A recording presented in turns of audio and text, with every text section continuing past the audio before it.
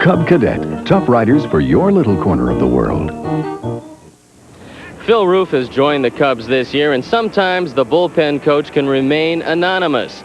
But Phil Roof is doing something to improve the catching of this ball club. And, Phil, that brings us to Joe Girardi and some of the troubles that Joe has had behind the plate in blocking pitches. Now, why don't you explain your philosophy on how you block pitches and what you're trying to do with Joe? Well, with Joe, noticed in spring training in the first part of the season, he was a little bit tight back there. Wasn't fluid, wasn't relaxed, didn't relax his back part of his body to the point that he could go down. So I just told Joe, in the game situations, anticipate bad pitches. If you don't, the ball's going to get up on you before you can react. So Joe started doing that. We've taken the rubber ball and got him on the ground a few times, and now he's more aware of it, and he anticipates those things to happen, and he's ready for it. Phil, you caught at the major league level for quite a long time, and you know what it's like to handle a pitcher. Now, upstairs in the booth, we talk about a catcher handling a pitcher. What exactly does that mean with a young man like Mike Harkey on the mound? Well, with Mike, you want to get to his best stuff right away, which is his fastball, and his next best pitch is his changeup. So you want to work those two pitches in as quickly as you can so that he gets command and confidence of it, and then you can bring that third pitch in. But those main two pitches are the ones that you want to work in as soon as possible or as soon as the count allows. You don't want to start that third pitch off or fourth pitch off in the first inning and put him in a hole, and now he feels bad about himself. You want to stick with his basic pitches. A guy like Greg Maddux, fastball and changeup, and then work his curveball in. As soon as you get him into that part of the game, get his good pitches working, then you can bring those other pitches. The Cubs are blessed with a couple of guys who throw the ball very well. We saw Rick Rona make a dandy throw in the ball game. He got a chance to start. Joe Girardi is throwing very well this year.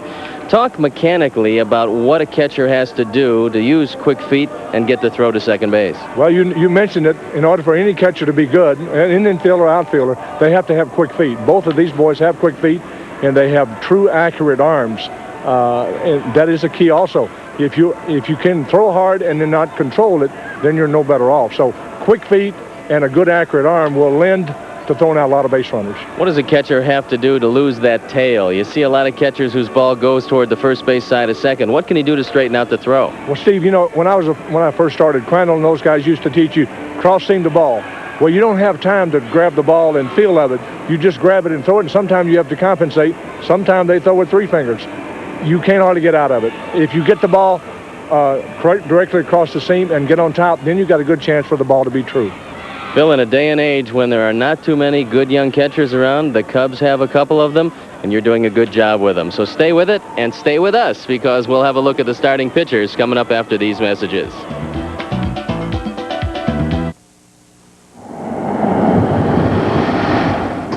If you're looking for the hottest value in compact cars, check out your Chevy dealers. Because right now, they're offering the biggest cashback incentives of the year on the Cavalier. Drop by your Chevy dealer during Value Days. No matter how you cut it, this could be the best bargain you'll ever drive. And don't forget about Chevy's low financing. We have to talk. That was. Gasoline. You get good gas. It's not Amoco Ultimate. No. You want quick start, smooth idle, great acceleration? Of course. Then give me the good stuff. Listen to your engine. Pure Amoco Ultimate is rated the highest quality gasoline. You give me quality, I give you performance. Amoco Ultimate. Your car knows, and now you do too. And lay off the valet parking. Those kids are killing me. No. Yeah. Since 1961, when Dwayne got his first and only Cub Cadet tractor, he's gone through several changes, while his Cub Cadet has remained faithfully the same. No wonder. It's built tough the American way, without resorting to imported parts, with a cast front axle and a welded steel frame that lasts and lasts. It's kept Dwayne's little corner of the world trim and fit. Unfortunately, it couldn't do the same for Dwayne. Cub Cadet, tough tractors for your little corner of the world. Hunting down the man she loves. Cornelia Sharp, Sean Connery, The Next Man. Tonight at 11:30 on Channel 9. On the mound today for the Dodgers is Tim Belcher. He's a hard-throwing right-hander, but a lot of people around the Dodger camp feel that he might be having some arm problems. We'll have to see today. Belcher usually throws the ball in the low 90s. He's got a dandy of a curveball, and if he's on, he can be tough. He's going to be opposed by Mike Harkey, who is throwing the ball very well despite the high ERA. Harkey had a couple of good ball games on the road trip. He's looking for another one today. But bear in mind something. Eddie Murray, the talented first baseman of the Dodgers, has a hamstring problem. He's not going to play. That probably will hurt this ball club, and the Cubs would love a couple of wins and run their winning streak at least to 2 with a victory today. So stay with us. It's going to be exciting, and stay tuned for baseball. Guests on Leadoff Man will receive a Tissot Rock Watch from Henry K. Jewelers, 547 North Michigan Avenue, or 3rd level, Water Tower Place. Leadoff Man was brought to you by your local Chevrolet Geo dealers. Good people to know when you're looking for a car. And by Amoco Ultimate. Your car knows.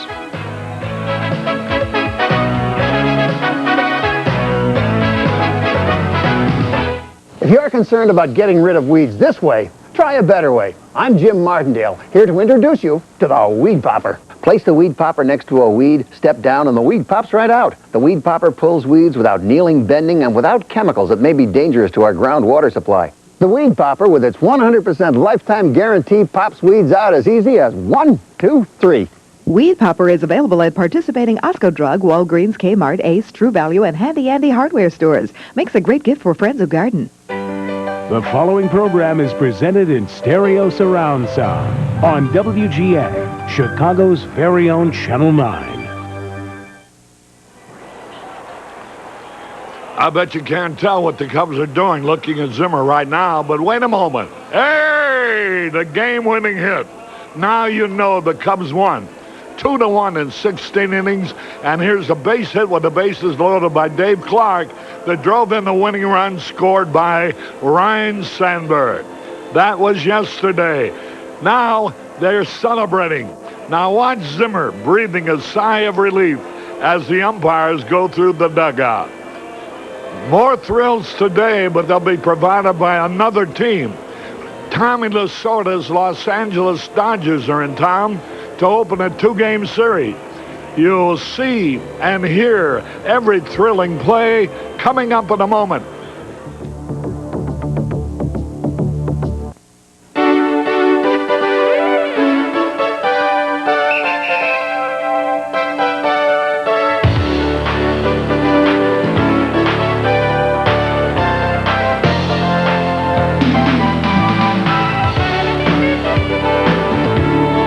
Chicago Cubs baseball on Channel 9. The Cubs are brought to you by Budweiser Beechwood Aged for that clean, crisp taste. This Bud's for you. Buick and your better Buick dealers, home of the most trouble-free American cars. The Chicago Tribune. Get in the game. Pick up a trib. True Value Hardware. For quality selection and personal attention, make True Value your store of first choice.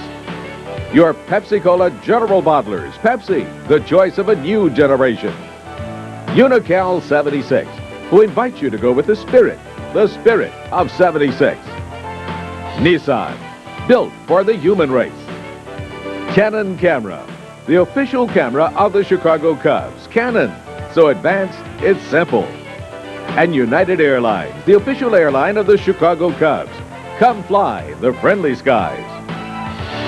Hey, beautiful Memorial Day, the official start of Bud Summer. Look for me when you buy Budweiser, Bud Light, and Bud Dry.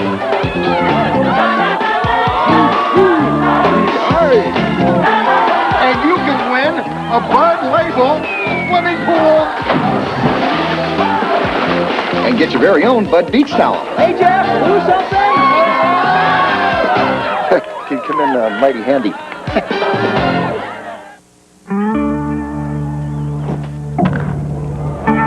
If there's something missing in your lineup, reach for the nutrition of 100% whole grain. But before you reach for this, or this, or this leading cereal, reach for Wheaties, the one made with 100% whole grain. So if you want to make a smart change, Mark, that's going to be enough for tonight. you better get your whole grain. Next time you better eat your Wheaties. What's your first priority? Miss Crowley. Well, I'm assuming there's product in the pipeline, so... Assuming, Miss Crowley, Unfortunately, assuming doesn't feed the bulldog. The top business schools prepare you for every eventuality you will ever encounter in the business world, except one, business travel. We've got that one covered. United. Come fly the friendly skies. How can Miss Crowley's three-person sales force stay on top of her far-flung enterprise? Hello again, everybody. Harry Carey from Wrigley Field, where the Cubs today, after a 16-inning victory over the Reds yesterday, will face a new team, Tommy Lasorda's Los Angeles Dodgers.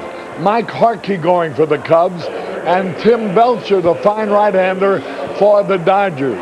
The crowd, a good crowd, by the way, already is gathered, got a extra thrill a few moments ago when one of the greatest football players in Bears history, Walter Payton, made the first pitch, threw out the ceremonial first pitch to All-American and Hall of Famer catcher of the Cincinnati Reds, Johnny Bench.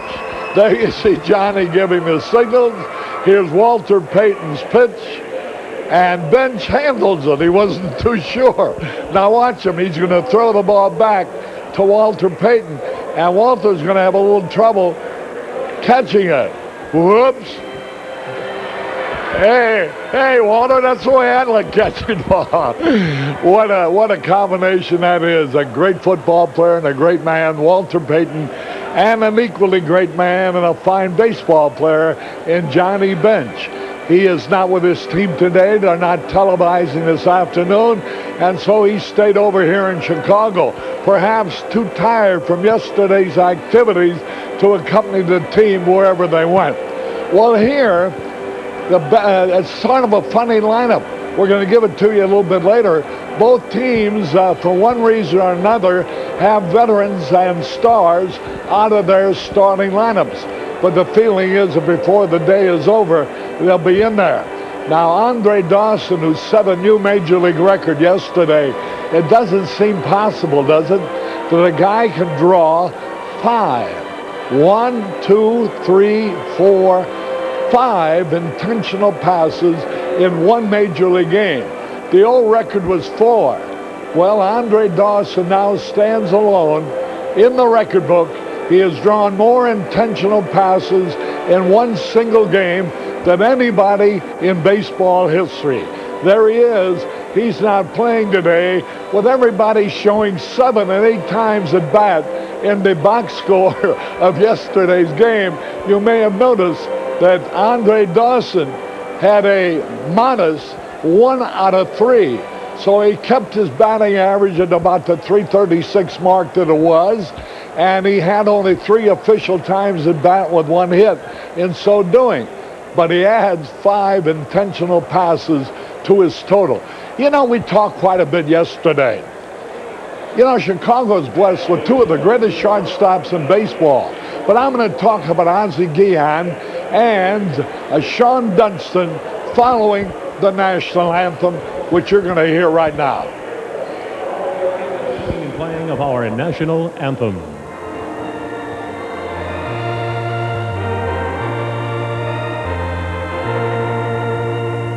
Oh, say, can you see by the dawn's early light what so proudly we hailed at the twilight's last gleaming, whose broad stripes and bright stars through the perilous fight o'er the ramparts we watched were so gallantly streaming, and the rocket's red glare, the bombs bursting in air, gave proof through the night that our flag was still there.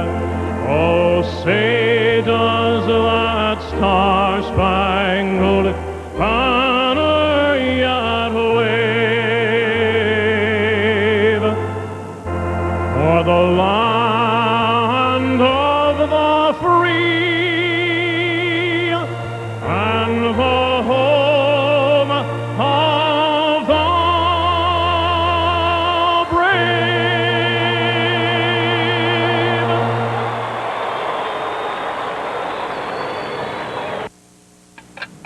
Your first house, the biggest investment you've ever made. How will you protect it?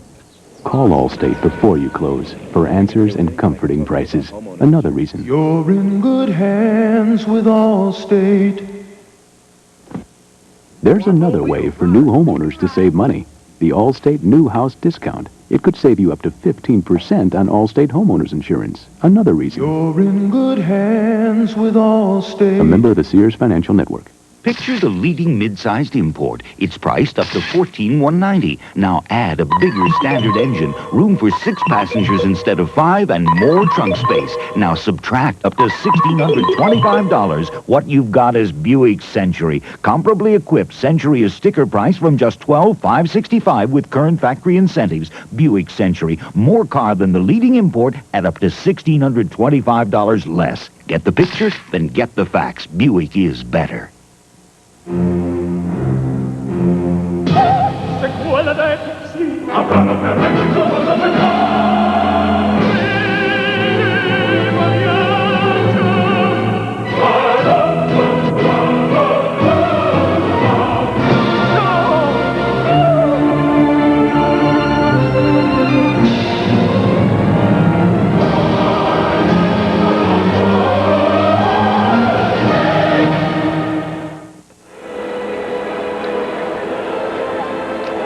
Hello again, everybody. Harry Carey with Steve Stone and Tom Brenneman from Wrigley Field, where the Cubs are ready to open their 2-game series with the Los Angeles Dodgers. And there you see Tommy Lasorda bussing a pretty girl. I guess, was she our ball girl? I didn't notice. But Tommy looks very good, doesn't he? He's kept the weight off. Hey, you know, I was talking about Ozzie Guillen and Sean Dunston, 2 excellent shortstops. Now, you know, Sean Dunston has only drawn 1 base on balls all year. What do you think Guillen has? He's only drawn 2 bases on balls all year, but also twice he's been walked intentionally. So at least he has a total of 4, 2 intentional and 2 unintentional. And Dunston has only 1. I wonder who it will be and how many years it'll take before they draw 100 bases on ball. There's Sean waving to his family. And here to go the Cubs onto the field. Before we give you the lance, Joey Amalfitano, who will be coaching third base for the Dodgers, was telling us that Herman Franks and Leo Durocher, Leo in Palm Springs, watching the game today, and Herman Franks at his home in Salt Lake City, Utah. There's Joey Amalfitano. Now here are the lineups for today's game. For the Dodgers, Harris at third, Javier in center, Gwynn in right, Daniels in left, Scioscia, the catcher, Sharperson at first, Samuel at second, Griffin at short, Belcher, the third baseman. For the Cubs, Wynn in center, Sandberg at second, Grace at first, Smith in right, Clark in left, Salazar at third, Ramos the shortstop, Girardi catching, Mike Harkey pitching. The same umpires who worked the 2 games against Cincinnati. Doug Harvey will be behind the plate, Jerry Crawford at first, Dana DeMuth at second, and Tom Hanyon at third. The skies are cloudy. There's a prediction of rain later in the day. There's the Cub defense. Wynn giving Jerome Walton a rest. Clark playing left field today, maybe as a reward for his game-winning hit yesterday. And Dwight Smith playing right as Andre Dawson is right. Gives his ailing knee a little rest. All right, Belcher's been a tough cookie for the Cubs in the past, Steve. And Mike Harkey is going to the mound at 4-1. The ERA a little high at 4.93. He's making his 8th start of the year, his first career start against the Dodgers. That's what the wind looks like today. Not much of a factor, but it is blowing across toward the left field corner.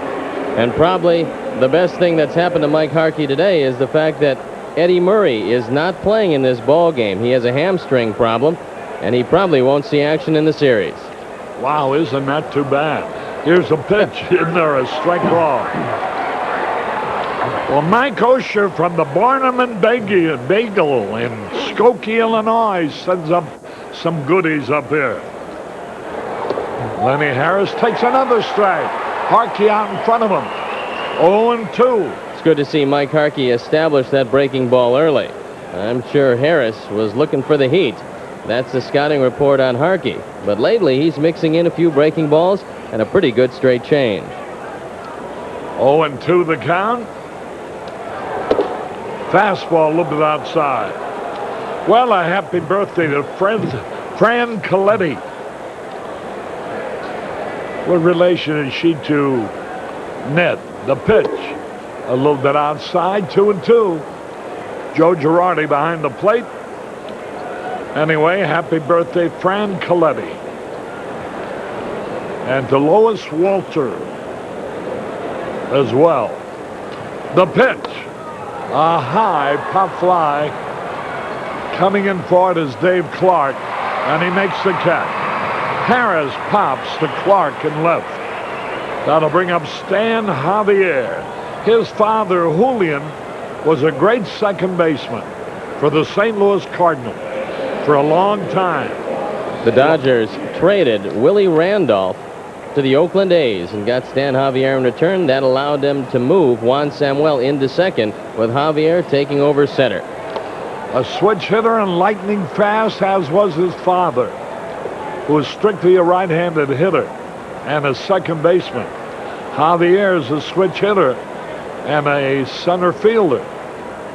There's Tommy Lasorda, the pitch. There's a foul ball out of play into the stands. Javier stole 61 bases at Huntsville in 1985. That was his high water mark. He's been traded a few times after being signed by the Cardinals in 1981 as a free agent.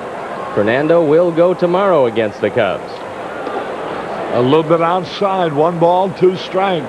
Harkey's been ahead of each of the first 2 hitters. That's a good sign.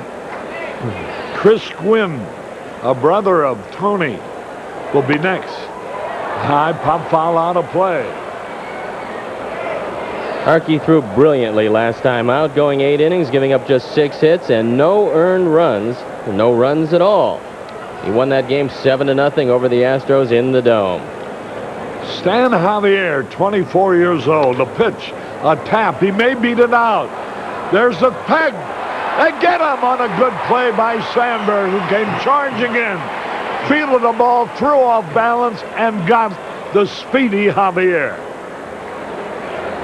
This ball's out away from him, and he decides to pull it. You've got to play this ball aggressively, and Rhino knows exactly how to do it. And he gets him by an eyelash, the call by Jerry Crawford. Good angle from the low first camera, and you can see he just barely got him. Here now is Chris Gwynn. First pitch is in there, a strike call. Chris, a brother of Tony Gwynn, a fine hitter of the San Diego Padres. And unless Chris hits something like 350 a couple of years, he'll always be known as the other Gwynn. There's a line drive base hit. He's on his way to 350 maybe. He's hitting only 217 before that base hit. But he hasn't played a whole lot. Gwynn has only been up to the plate 24 times now and had 6 hits.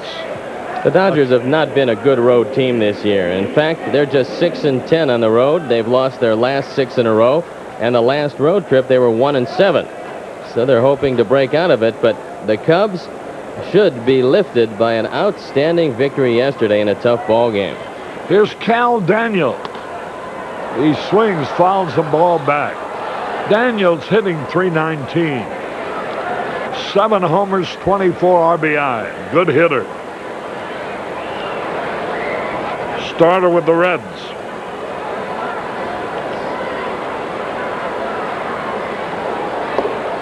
A little bit low. Kurt Gibson is not with the ball club, but he started his rehab today at Albuquerque in AAA. They don't know when he's going to come back, but the fact that he's down there and playing is a good sign. Throw over the first, the runner back. Kalvosky Daniels. That's his first name, Kalvosky. He had a cut on an off-speed curve. 1 ball, 2 strikes. Daniels is off to a good start. One of the better starts on the Dodgers, and he's shown some power. This man with a lifetime batting average over 300 can hit. The only question is, will his knees hold up?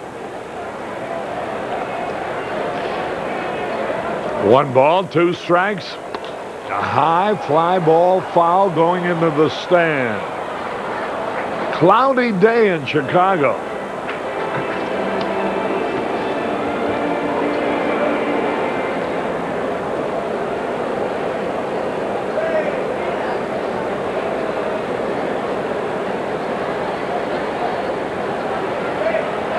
Kim Baxton with greetings for Father Chicken Price of Whitewell, Indiana.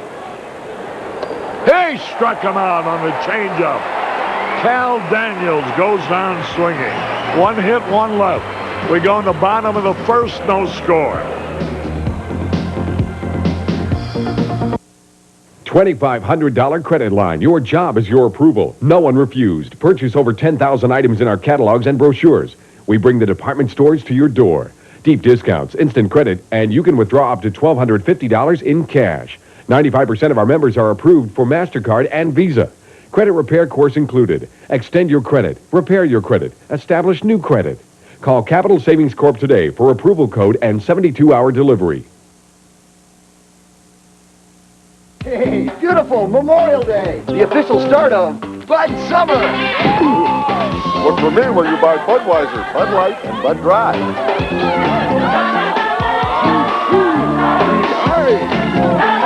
And you can win a Bud Label swimming pool. And get your very own Bud Beach towel. Hey, Jeff, do something?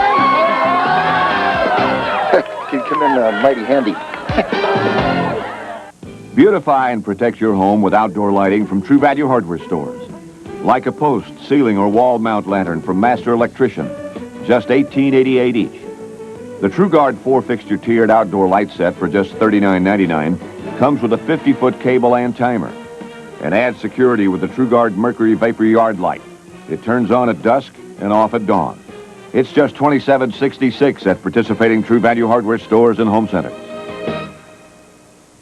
At Meineke, your bill won't go up just because your car does, thanks to our free undercar inspection. So bring your car to Meineke. We'll give you a lift without taking you for a ride. Eddie Murray, switch hitting power. Mark Grace, left-handed finesse. It's a battle at first between the Dodgers and the Cubs. Tomorrow at 1. Harry Carey and Steve Stone as we go in the bottom of the first. Here's the Dodger defense. Daniels in left, Javier in center, Gwynn in right. That's Chris Gwynn, the younger brother of Tony Gwynn of the Padres. Samuel back at his familiar second base position. And Tim Belcher on the mound, and what a year he had last year for the Dodgers. The record, 15-12, the ERA a sparkling 2.82. But he threw 8 shutouts last year out of his 10 complete games. Now, there's some speculation that Belcher might be nursing a bad shoulder. He saw the doctor in New York, apparently gave him a good, clean bill of health. But let's see if he throws as hard as he's been throwing. The Cubs have never beaten him here in Wrigley Field, where he's 2-0. He's already pitched a shutout this year for the Dodgers. First pitch, Marvell Wynn fouls it out of play. Marvell got into yesterday's game as a pinch hitter and struck out. If Belcher is right, he is a strikeout pitcher. Last year, fanning 200 men in 230 innings. Not many Major League pitchers get at or over the 200 strikeout mark. That evens the count. A ball and a strike. No score, bottom of the first.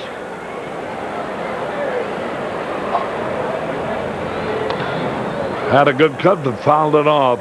The two best Cub hitters against Tim Belcher are Andre Dawson and Mark Grace. Dawson is not playing, Grace is, and it's a shame because Andre, 7 for 17 lifetime with 2 home runs and a .412 batting average against Belcher, who is tough on right-handers. 1 ball, 2 strikes. Fouled it out of play again. The 6th grade class from St. Mary of Sells School in Berwyn is here with their teacher, Jack Jehoda. And they're all sitting out in the bleachers, getting a little broader education of their life by sitting out in the center field bleachers. Pitch inside. 2 balls, 2 strikes. There's a large group here from the Banana Boat Company. Is it headed by Harry Belafonte? Fouled it out of play. Scott Minham and Barry Barclay are here. Barry Barclay from Fayetteville, Arkansas, pulling for the Cubbies. Lisa Butterfield watching the game in Arkansas. Again, he fouls it back. So he is giving Belcher a battle.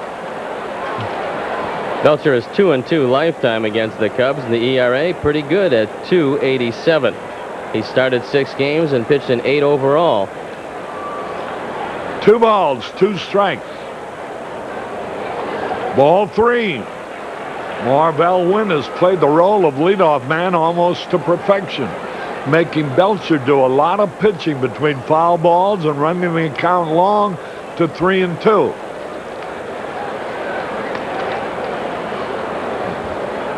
The delivery. Fly ball, left field will be caught. Coming in is Cal Daniels, and he has it. 1 away. Here is Ryan Sandberg. 3 out of 11 on this homestand. Belcher leads this team in giving up home runs. He's given up 6 so far in 49 2/3 innings. But he's got pretty good control. Only 11 walks so far. 1 out, nobody on. Gene and Diana Roberts saying greetings to Agnes Milchner from Arcadia, Florida.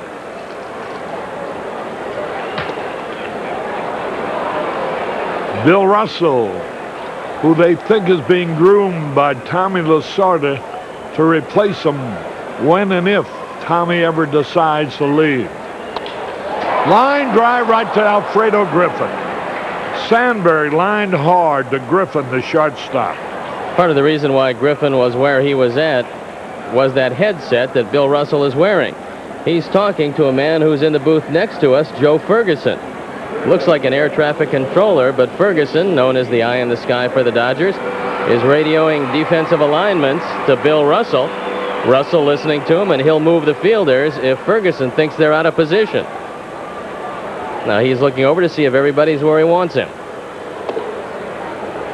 I think that's a ridiculous thing.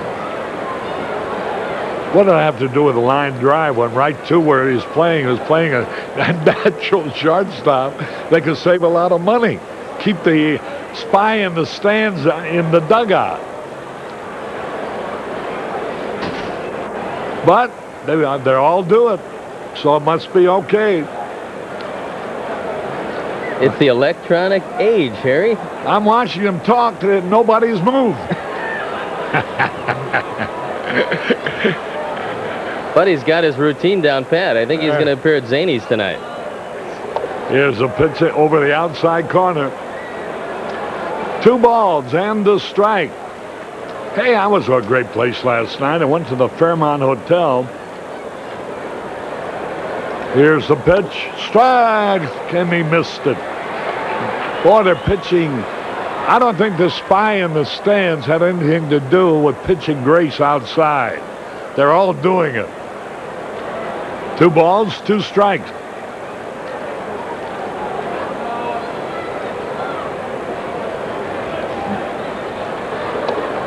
Curveball a little bit inside.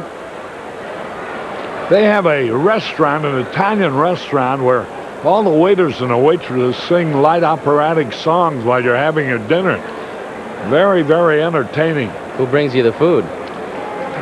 Well, in between songs, you know, they take time out for a breather every now and then. 3 balls, 2 strikes, 2 out. They play Mark Grace almost straight away. Javier with good speed in center field. He can cover a lot of ground.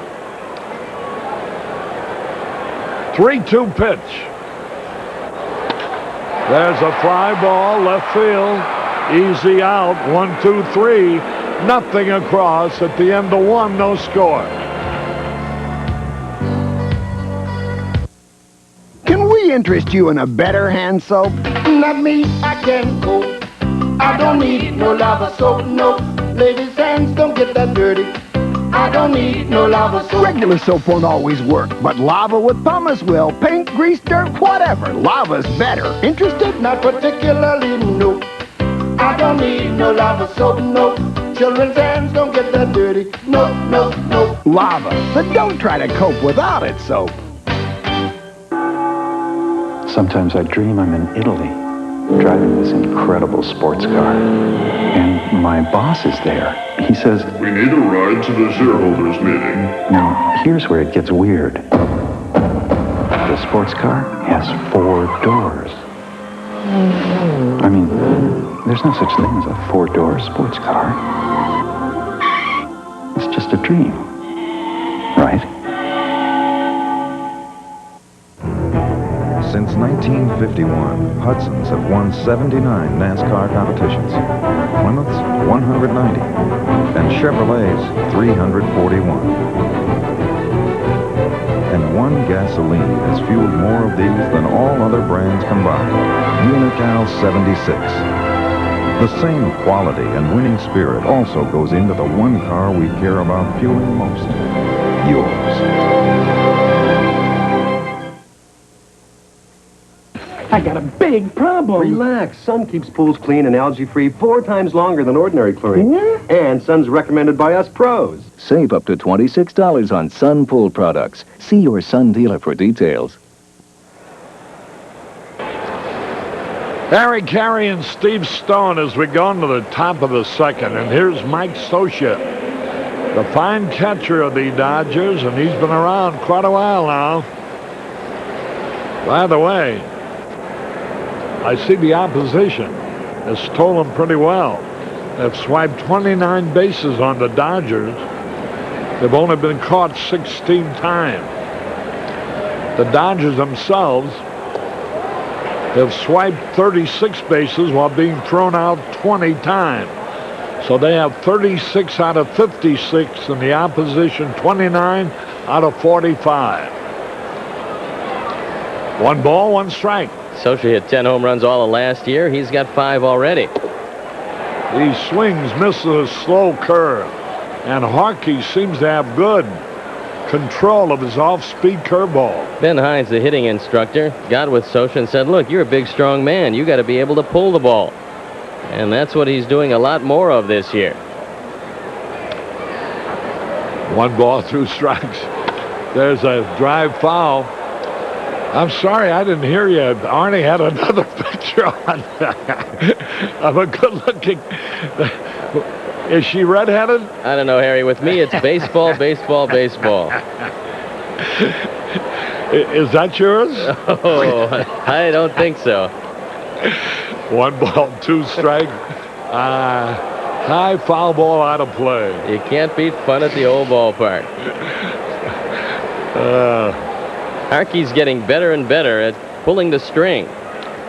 No more can you just sit on his fastball because he's throwing a curve and a straight change, and he's getting them both over the plate. Scioscia hitting .257. Base hit up the middle. He almost got himself a pitcher on that one. Scioscia rifled one right up the middle. Tough for a big man to get the glove down in time.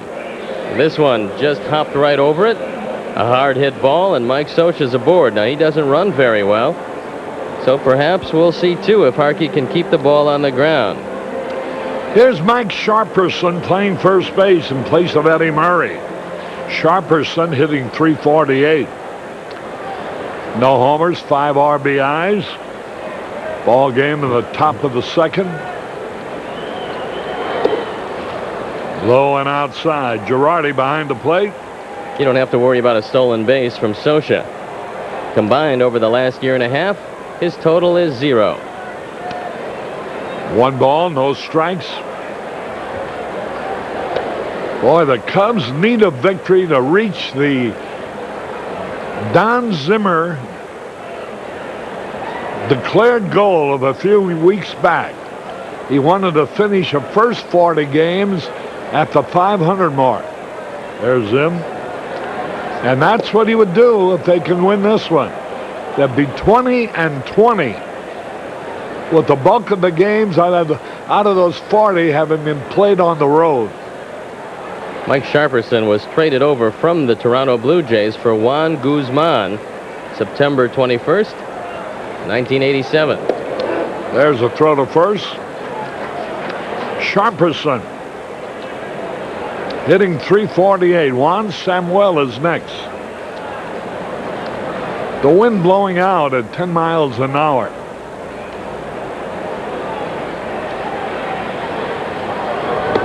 Boy, it's a shame the wind wasn't blowing like this yesterday. We probably would have won a ball game in 9 innings. It's kind of an interesting call with Mike Scioscia at first base. A pitch out. You associate that with Juan Samuel. Whoa, watch us play. Nice stop by, oh, what a play by Sandberg. Holy cow. Boy, well, I refuse to get excited anymore. He has done it all. Boy, that looked like a base hit to center.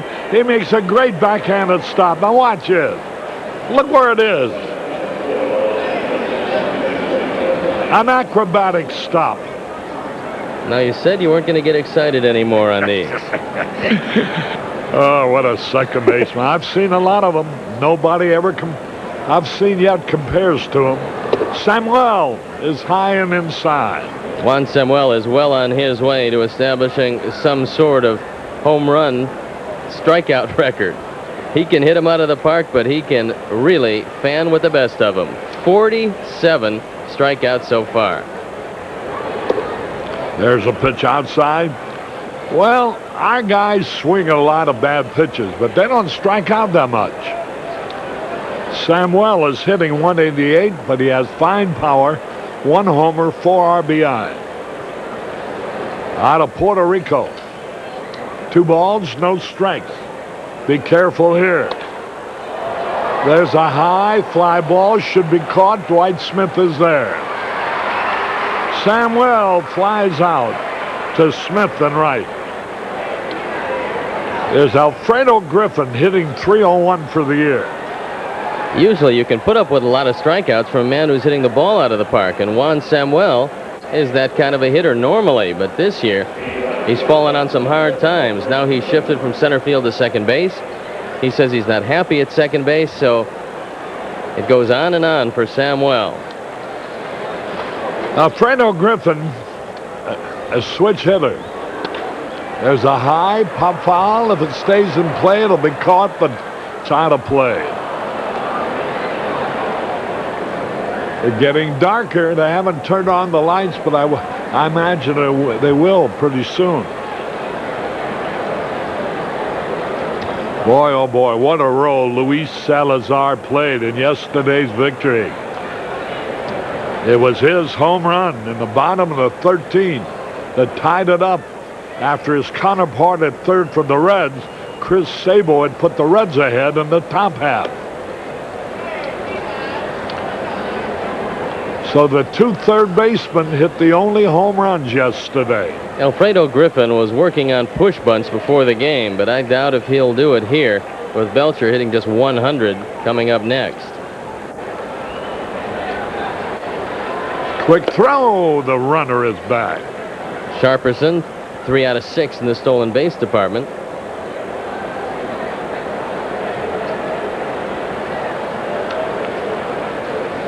This is not a particularly fast Dodger team. There's a high pop fly, Sandberg in short right. You know what that means. One hit, no runs. We go in the bottom of the second, no score.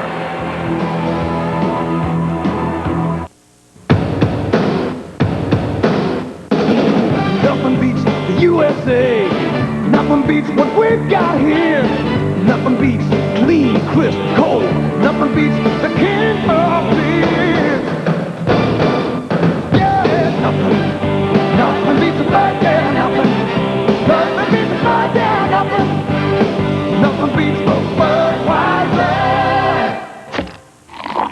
Nothing beats the bird.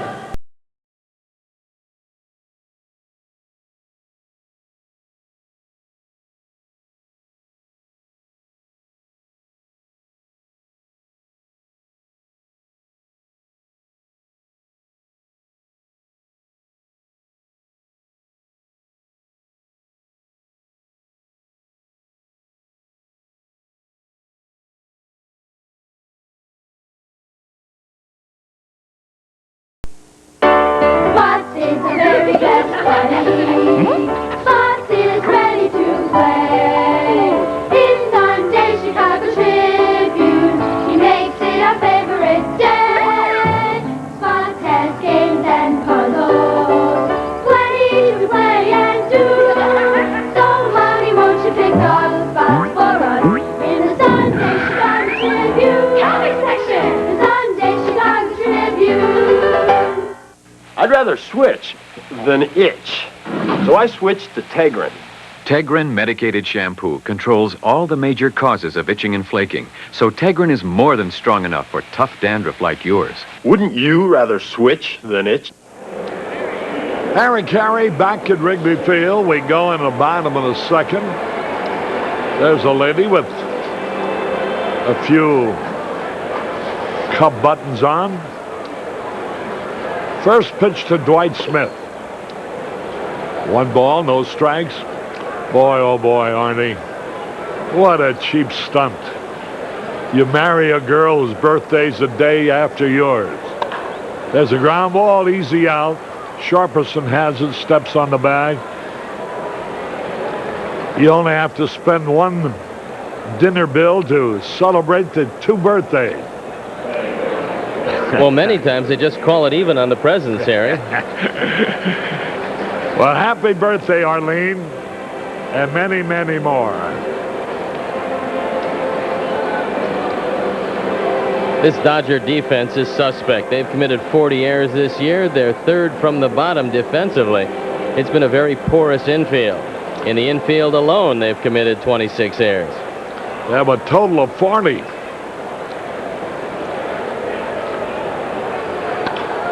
There's a high fly ball, deep left center, might be out of here. It is Dave Clark, who won the ball game yesterday in the 16th inning with a base hit. Hits his first National League home run. Holy cow. RBI number 2, the first coming yesterday. And the wind blowing gently out toward left center field aided that ball just enough to barely get it out of the ballpark. And that's the 7th home run off Tim Belcher. 1-0 in favor of the Cubs. Here now is Luis Salazar, whose home run tied it up, saved the Cubs, and they later won it. First pitch in there, a strike call. Dave Clark has got some power, and he showed it right there, going, as they call it, against the traffic to hit the ball out opposite field. As the first man up in the bottom of the 13th after Sabo had put the Reds ahead, Salazar tied it up with his 2nd home run of the year. Smash right at the third baseman. Good play by Lenny Harris. Let's watch it one more time. Belcher tries to get away with a high outside fastball, and Dave Clark just barely makes it. The Chicago Tribune round-tripper replay shows a home run went around 365 feet. It counts just as much as one that went 500 feet. Here now is Domingo Ramos. Almost ended the ball game himself as a pinch hitter yesterday, only to have Billy Hatcher make a great catch. 1 ball, no strikes. Catchers giving Sean Dunston a little rest. Tim Belcher has completed 2 games out of his 7 starts. Bouncy ball up the middle, gets through, base hit. Ramos singles the center. So the shot troops, Dave Clark playing left today, homers his first time up, and Ramos playing short today, singles his first time up. And here's Joe Girardi, and it seems to me like Tim Belcher isn't throwing the ball as hard as he did a year ago. Well, Harry, perhaps what we heard about the shoulder is correct. He's leaving everything up. He doesn't have that blazing fastball this afternoon. Maybe he is experiencing some problems. There's a pitch high. Looks like right now he's trying to push the ball a little bit. You know, I can see how psychologically when something happens to a guy like Horrell Hershiser, might make every pitcher think twice a little bit about an injury. A career-threatening injury, although Hershiser says he'll be back next year. I think everybody realizes, Harry, every time they go to the mound, every pitch could be their last pitch. It's an occupational hazard. You've got to put that out of your mind and go out there. But it's tough for any pitcher who's nursing any type of shoulder problem to throw the baseball consistently. He swings and fouls it off. Girardi's hitting .255. 0 for 4 on this homestand. 1-0 in favor of the Cubs on Dave Clark's first National League home run. Tommy's got his work cut out for him with this Dodger team because he's got to catch an exceptionally good Cincinnati Reds team. And they are falling back. 8.5 games and back at Cincinnati, and 10 games back in the loss column. If the Reds don't fall down on this road trip, they're going to be mighty tough to catch. Now the pitch. Fouls it out of play. You know, as a matter of fact, the Cincinnati Reds, if they told you the truth, they probably have been more impressed by the Cubs than any other team they played. There's the Western Division standings. Because the Cubs have really battled the heck out of them. Pitch outside. 2 balls, 2 strikes. Should have won all 3 in Cincinnati.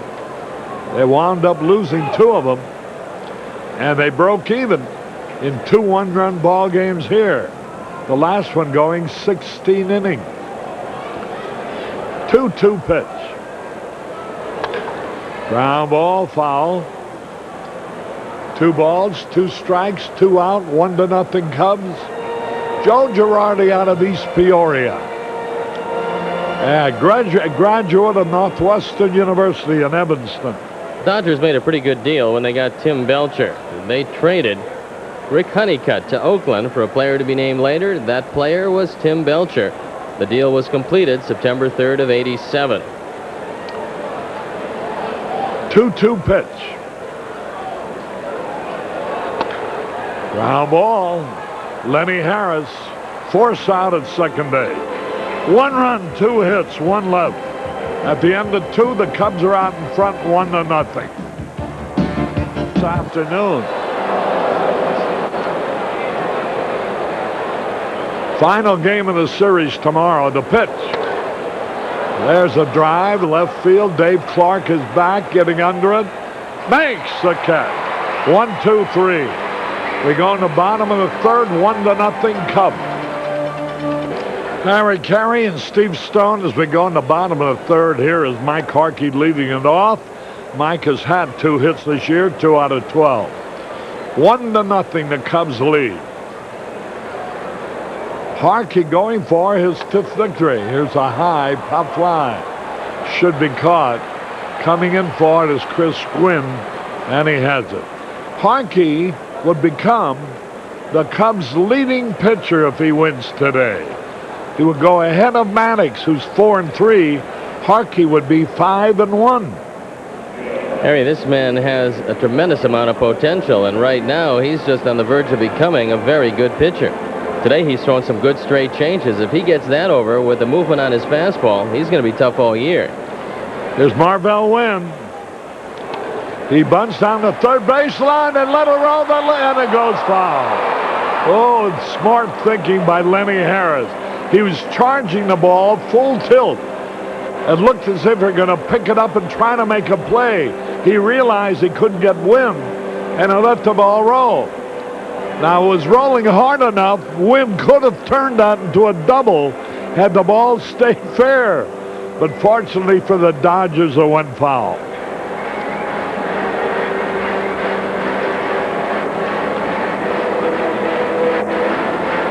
Hey, a little soccer here by the third base umpire, Tom Hallion. One strike, no ball. And Marvell Wynn is in the hole, 0-2.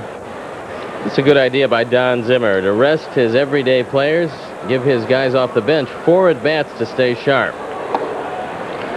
A little bit low and outside. 1 ball, 2 strikes. Eddie's trying to Eddie pick up the Murray. game on the TV.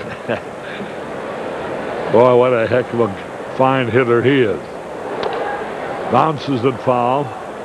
Murray, 35 years old now, I think. He's putting together a good start. Eddie's hitting .293 with 5 home runs and 18 RBIs. And just as important, he's drawn 20 walks this year. 34 years old.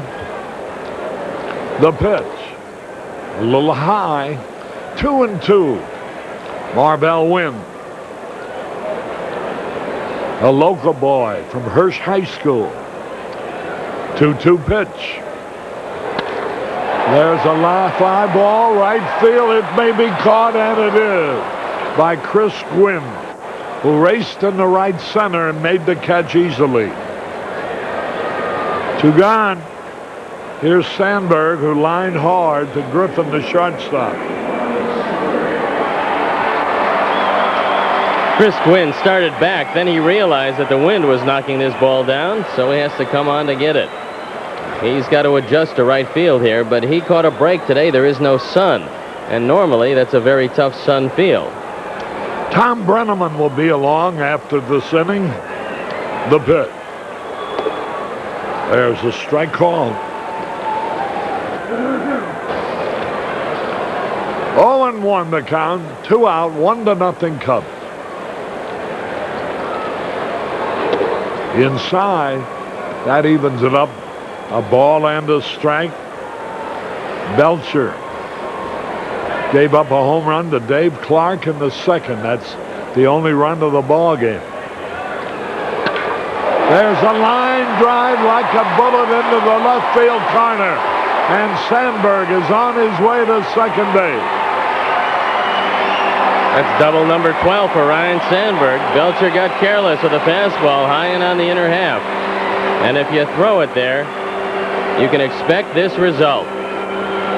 Look at the location. Scioscia wants it low and away. Belcher gets it high and in, and Sandberg drives it into the corner.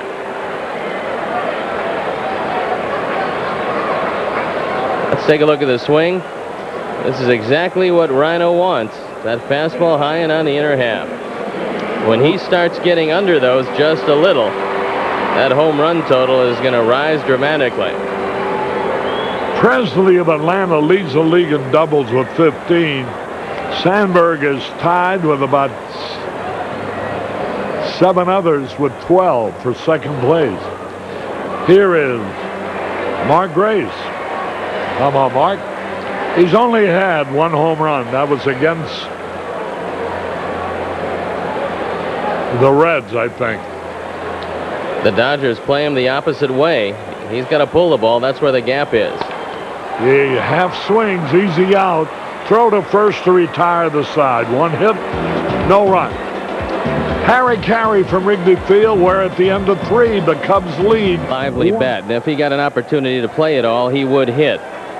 They question the defensive abilities, and he's all right defensively. I think if Don Zimmer gives him an opportunity, this man will not only hit, but he'll hit for occasional power. He's strong. 1-1 pitch from Belcher. And a good breaking ball. Took something off that one. 1-2. Walter Payton was here before the game today, throwing a pitch to Johnny Bench on the mound. And Walter Payton and Dave Clark are from the same school, Jackson State. Clark appears to be talking to himself, reminding himself perhaps about staying in on that breaking ball. Fastball high and in, evens the count at 2 balls and 2 strikes. Each of these two teams today trying to get back to the 500 mark. Identical records at 19 and 20. Although the thick and thin of it, as Clark bounces it foul, is the Dodgers at 19 and 20, or 8.5 games back of Cincinnati in the National League West. The Cubs, on the other hand, at 19 and 20, only 5 back of front-running Pittsburgh. There's Pat Perry, former Cub. He threw yesterday just off the disabled list. Mike Maddox, low right on your screen. Liner to center field, coming hard and making the play is Stan Javier. 2 up and 2 down in the Cubs' fourth. Mike Maddox, the older brother of the Cubs' Greg Maddox, and he's had a few appearances out of the bullpen. He says his arm, which was surgically repaired, is not 100% yet, but it's good enough to put him on a major league mound and give him a few relief appearances.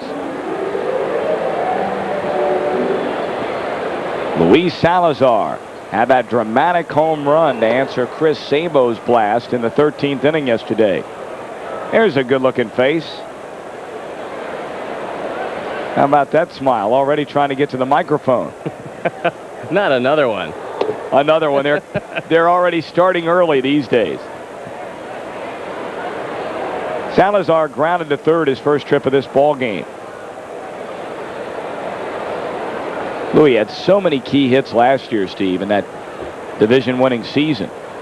And last year, another big one, or last night, rather, another big one. 2-1. It was an example of going to another organization and getting a player or two to put you over the top in a pennant race. Wynn and Salazar came over from San Diego. And it was one of the many little deals, as they were known, by Jim Fry that helped put this team over the top. He assembled a great cast of characters, not necessarily everyday players, but guys who could help him down the stretch. Paul Ossenmacher was another great addition to the bullpen, but Salazar was one of the keys. Just missed the outside corner, full count. And before this year is over, Dave Clark could prove to be one of those kind of players. I think he could be a force. You saw him swing the bat yesterday, and he hit the ball very hard against Belcher today. 3 balls, 2 strikes. Nobody on and 2 down in the Cubs' fourth. Reaches out and punches it to the right side. Sam Well throws on to Sharperson in a 1-2-3 inning.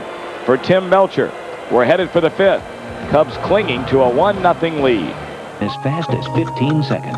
Primatene Mist, the fastest type relief known. Now there's a flashlight. And today. Mike Harkey has only surrendered 2 hits. One came in the first, another in the second. Nothing since then. He has retired the last 9 Dodgers to come to bat. And here's Juan Samuel. This may be the toughest man to figure out in all of baseball. Talking with some of the Dodger players before the game, Samuel was very displeased about playing center field, so they traded Willie Randolph, brought Samuel back to second where he started his career. Salazar, a good play, throws him out. And now all of a sudden, Samuel doesn't seem to be happy about being at second base. I think the most amazing thing about Juan Samuel is the fact that he's been traded for some quality players twice. He was traded to the New York Mets for Roger McDowell and Len Dykstra, the man who's hitting over 400 this year. Now he goes on to Los Angeles Dodgers for Mike Marshall and Alejandro Pena, with everybody thinking that Samuel's going to put together that monster year, and it just hasn't happened. Here's Alfredo Griffin with 2 away. Alfredo popped up to Ryan Sandberg to end the second inning. Keep your eye on the push bunt to the right side. He says he's taking a look at Sandberg to see where he is every at bat. Fouled off. And Harkey jumping ahead of all the hitters, 0-2. That's the best thing we've seen from Mike Harkey, the fact that he is throwing strikes. They're back on the right side, but they can afford to be with 2 strikes. Outfield shaded a bit toward left. Swing and a miss. Harkey struck him out. His second K of the ball game in a 1-2-3 fifth inning. His third consecutive 1-2-3. Going to the bottom of the fifth, still 1-0 Chicago.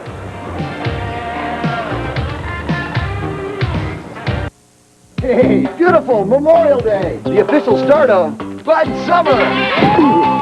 Look for me when you buy Budweiser, Bud Light, and Bud Dry.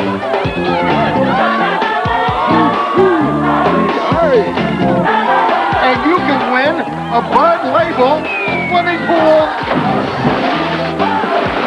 And get your very own Bud Beach towel. Hey, Jeff, do something? You come in mighty handy. Buick Century is a lot of car for the money. And with special limited time cash back, Century is sticker priced from just $12,050. Of course, add air conditioning, AM/FM stereo, power front disc brakes, and the price jumps to $12,050. Add all these performance features and it leaps to $12,050. Now add these luxury features and can you believe it? $12,050. Buick Century. When it comes to value, get the facts. Buick is better. At 5 a.m., they start worrying. Let's go through this one more time. First about their $25,000 engines. Maybe we should just rejet the car. Then about 59-cent clamps. But one concern these NASCAR pit crews never had, their gasoline. Since 1951, Unocal 76 has fueled more NASCAR winners than all other brands combined. A soothing thought. Because when the flag goes down, there's enough to worry about. Jamie, haven't you ever heard of no pain, no gain? Oh, I have a better saying. The less you sweat, the more dates you'll get. Mr. Powell, can I borrow a dumbbell? Sure. Lembeck, go with Charles. Give your laugh muscles a workout with Charles in Charge. Today at 5 on Channel 9. They're not in the front row, but they're having a good time at Wrigley Field on this cloudy afternoon. Their team's winning. Is that Craig Harris that I spy? From the Banana Boat Company?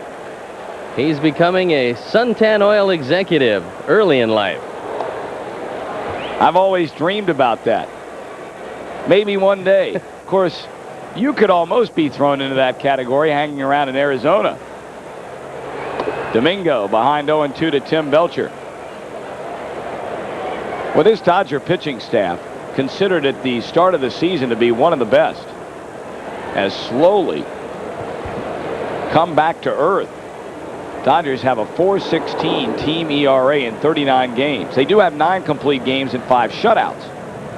But opponents totaled 62 hits in the last 4 games and have scored 41 runs. The Mets just hammered this staff the last 2 games. When you see the Dodger pitching staff and you see them 3 from the bottom with only Atlanta and San Francisco between the Dodgers and the bottom of the standings, it's an unbelievable position for a pitching staff that everybody regarded as one of the best in the game coming into this year. But with the loss of Oral Hershiser, Jay Howell on the disabled list for a while, they've had their problems. 1-2 to Domingo, who's single to center field, and now he makes it a perfect 2 for 2 as he goes the other way. 4th hit of the game for the Cubs. We'll take a look at the swing of Domingo Ramos. Looks like he gets a high breaking ball and takes it the other way. Belcher's had some problems with the curveball today. He's throwing a lot of them up in the strike zone. Here's a situation that's interesting. You've got a potential double play man up in Joe Girardi. Ramos is not a good base runner, but this becomes a decent hit and run situation if Don Zimmer wants to turn him loose. Well, let's see what happens. Domingo gets his lead at first base. And Girardi, who bounced into a fielder's choice, takes, as he shows, bunt. 0-1. An unusual situation with Girardi bunting in front of Harkey. Can't quite figure that one out, but let's see what this pitch brings. Don doesn't look real happy. I don't think I don't think he put that one on. I don't think he did either. He did not look happy. Well, here comes another one. He pops it up in foul ground. So now Girardi will more than likely have to swing away behind 0-2. Well, apparently he did put it on.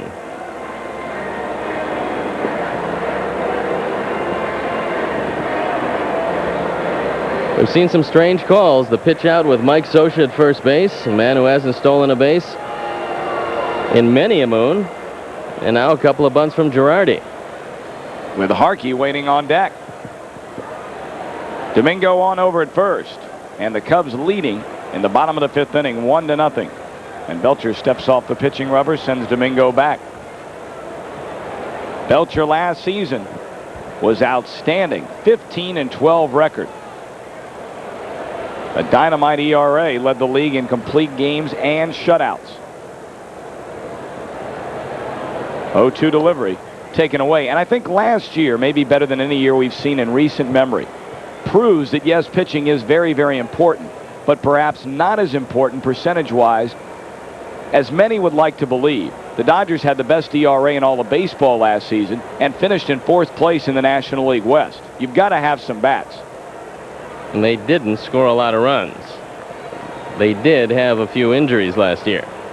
But everybody does. And you've got to play through that, and you have to hope that you've got a strong enough bench to overcome the injuries, which are inevitable. Dodgers had their problems. They made the trade for Cal Daniels. They had him for 2 or 3 games, and he went down for the season with knee surgery. They thought that would help their offense. They lost Gibson. He played his last game on July 22nd. So this was a team that thought they had enough bats to contend. As it turned out, they didn't. Gibson still trying to make a comeback since going down last season. He will begin rehabilitation at Albuquerque on Thursday. They would love to have him back when they go head-to-head against Cincinnati at Dodger Stadium next week. Short hop play. They get one, and they'll turn it for 2. Juan Samuel and Alfredo Griffin got that done rather quickly on a ball that didn't seem to be a sure bet. The Dodgers haven't turned many double plays since Samuel has moved to second. But this little flip and the fire to first, and they get Girardi. Joe hustling down the line, doing the best he can, but he cannot outrun the play. 2 down for the pitcher, Mike Harkey, fly to right, his first trip. And he drops down the bunt, first base side. Belcher cannot come up with a baseball. Tried to scoop it up with his glove rather than the bare hand, and it cost him. They're going to give Mike Harkey a base hit. Watch Tim Belcher on this play. After he misses the ball, he almost runs over Mike Sharperson at first base. He keeps on going. And nice to meet you. I'm Tim Belcher. And I should have made that play, by the way. Harkey tosses on the jacket. He's a runner at first with 2 away, and Marvell Wynn will bat for the 3rd time. He has flied to left and also gone to right. The wind is starting to freshen up here. It started today at 7 miles an hour, blowing toward the left field corner. It will knock the ball down in right, but aid the ball in left and left center. In the dirt, gets away from Scioscia. Harkey trying for second base. He'll get there sliding. Whoa. A late slide, and sometimes you can get injured on a play like that. That's the 3rd wild pitch of the year for Tim Belcher. Mike Harkey showing speed. Not great speed, but some speed. He slides a little late. That is a good way to break an ankle. If you're going to slide, make the decision and get down early, because you can jam your ankle into the bag and lose the rest of the year. Saw that happen to Dave Concepcion one time. It was ugly. Swing and a miss. 1-1 to Marvell. We see a lot of guys in this day and age that don't know how to slide. There's not a lot of work in spring training on that aspect of the game. Harkey, the runner at second base with 2 down. Sneaking in behind him is Alfredo, and now the 1-1 pitch. Samuel down on a knee. Throws out Wynn at first, and that's the inning. No runs, a couple of hits, 1 man left, headed for the 6th. Harkey in command, leading 1-0.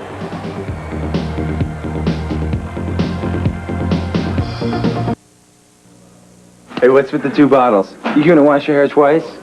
Oh, funny.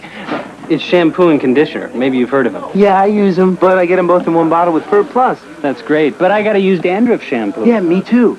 And that's why I got Pur Plus for dandruff. Let me see that. Dandruff shampoo plus conditioner in 1. Hey, my hair's clean, easy to manage, no flakes. Oh, beautiful. So let's go. Dandruff Control Pert Plus. Great hair, no flakes, no fuss. Extra, extra, read all about it. We're chilling when the weather gets warm, no doubt about it. To be cool and be somewhat respectable, pick up Pepsi in these hype receptacles. Cool cans are coming, so don't be afraid. And if you get lucky, then you might get paid.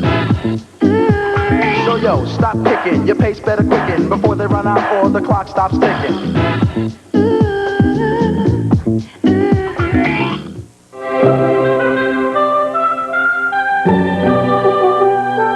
You don't see cars like this every day, except in the Chicago Tribune classified ads, where more cars are sold than in any other newspaper around. If you've got a car to sell, you might want to give us a call. Our ads have a way of making just about anything move. Can we converse, discuss, articulate, verbalize, consult, chatter, reveal, gossip, rap? In other words, can we talk? Join me weekdays for the Joan Rivers Show. I'll be there. You gonna what? The Joan Rivers Show. Weekday mornings at 10 on Channel 9. Later tonight on Channel 9, in a subtle twist of a fatal attraction, a beautiful assassin falls in love with her target. Sean Connery and Cornelia Sharp star in The Next Man, tonight at 11:30 on Chicago's very own Channel 9. This copyrighted telecast is presented by the authority of the Chicago National League Ball Club, which has a right of approval of the announcers and is intended solely for the private, non-commercial use of our audience. Any publication, reproduction, retransmission, or other use of the pictures, descriptions, and accounts of this game without the express written consent of the Chicago National League Ball Club is prohibited. 1-0 in favor of the Cubs as we move to the 6th inning, sailing along much like yesterday, although we're hoping that the Cubs can finish off Los Angeles in 9 rather than 16. And in about 2:15 rather than 4:37, as we turned out yesterday. Tim Belcher leads it off in the LA 6th inning and takes a strike. Belcher grounded to Luis Salazar, who's tugged in a little bit at third his first trip. This time he swings away and pops it up to the right side. Grace coming in, and he'll make the play. 1 down. The Dodgers got in very late last night, and that's probably one of the reasons why Hubie Brooks is not playing today. And with Brooks and Eddie Murray out of the lineup, this Dodger crew is not a good hitting bunch. On the other side of the ledger, you and I were talking in between a commercial break a couple of innings ago about the Cubs starting pitching. Well, the pitchers have worked at least 7 innings in each of the last 5 games. And Mike Bilecki, as you look at Williams, Dawson, and McClendon left to right, Bilecki had as fine a game as we have seen in a long time from any ball club yesterday. This has been a radical departure for this pitching staff that struggled in the early season, walking everybody in sight, and suddenly they find their ERA at 3.79. Hubie Brooks, out of the lineup today, has been hampered as of late with a shin splint in his right leg, though he is available to pinch hit in this ball game. Slapped the other way, and it will be a fair ball. Lenny Harris with great speed on his way to second, and he'll put on the brakes after a big turn. So Harris a 1-out double. That's the 3rd double of the year for Lenny Harris. Harris figured to split some time this year with Mike Sharperson. Now he's getting a chance to play a little more than even he expected. He drives this ball just down the line. The call by Tom Hallion, and as it rattles around, Harris stays at second. Lenny Harris at second base for Stan Javier, who's 0 for 2, is grounded to Sandberg and fly to left. Pulls it foul. 0-1. Javier, the man who came over from Oakland in exchange for second baseman Willie Randolph, mainly as a defensive player, and to play out there until Kirk Gibson is able to come back. Fred Clare had some nice things to say about Willie Randolph. They didn't trade him because they didn't like him. They traded him because they wanted to clear second base for Samuel and get a good defensive center fielder in Javier. High 1-1. Javier has hit a total of 5 major league home runs, so the power isn't there. He's a line drive hitter. He gives him some speed, certainly. But as you can see, he's not off to a very good start. Harkey a check of the runner Harris at second base with 1 down, and he misses a little bit away. 2 balls and a strike to the switch hitting Stan Javier. He'll be followed by Chris Gwynn. Cubs a step ahead of Los Angeles as each team tries to close in on that 500 mark. 3-1 now to Javier.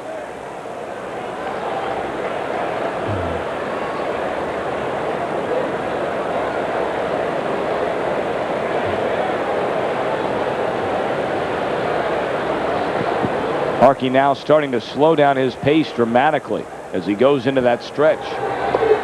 Ball 4. That is the first walk given up by Mike Harkey in this ball game.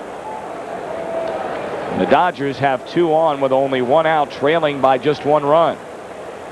Harkey probably feels like he's in an unusual situation, and you can understand that, because his last 4 times out, he's been given 9, 9, 9, and 7 runs. So his team has scored him a lot of runs. But today, Tim Belcher just a little too tough for the Cub offense to this point. Harris at second, Javier at first. Gwynn is 1 for 2.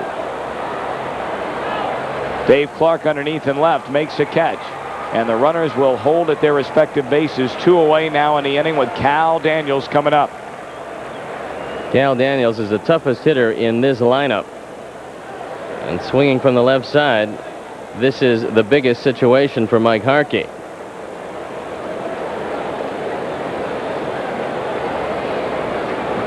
Daniels came over along with his buddy Lenny Harris at second base from Cincinnati to the Dodgers in exchange for Tim Leary and Mariano Duncan, a deal that has paid dividends for both clubs, though Leary has since been traded to the New York Yankees. Leary only 2-4 this year, but a 3.01 ERA. He's pitching well. Fouled off out of play. 0-1 to Daniels, who is 0 for 2, is struck out and grounded to first. Cincinnati was in desperate need of pitching when they made this trade, and one of the throw-ins in the deal was Mariano Duncan. It's ironic that he turns out to be the man that is paying the dividends. Duncan currently on the disabled list with Cincinnati, but hitting .382 at this point. 0-1 pitch. Swing and a miss. 0-2. When he fanned Daniels in the first inning, he got him on the straight change.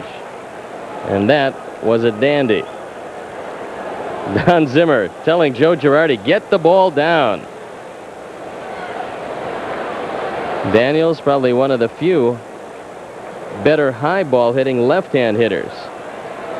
Harris at second. At first is Javier, and Harkey strikes him out swinging. No runs ahead, 2 men left. Zim will continue his conversation with Joe Girardi. We're going to the bottom of the 6th. Cubs 1 and the Dodgers nothing.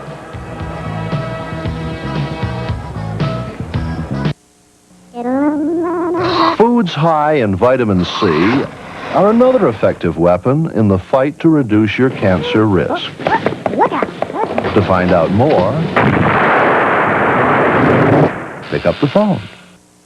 Everyone knows about my expansive vocabulary and the delineations I take with language. I went to electrocution school.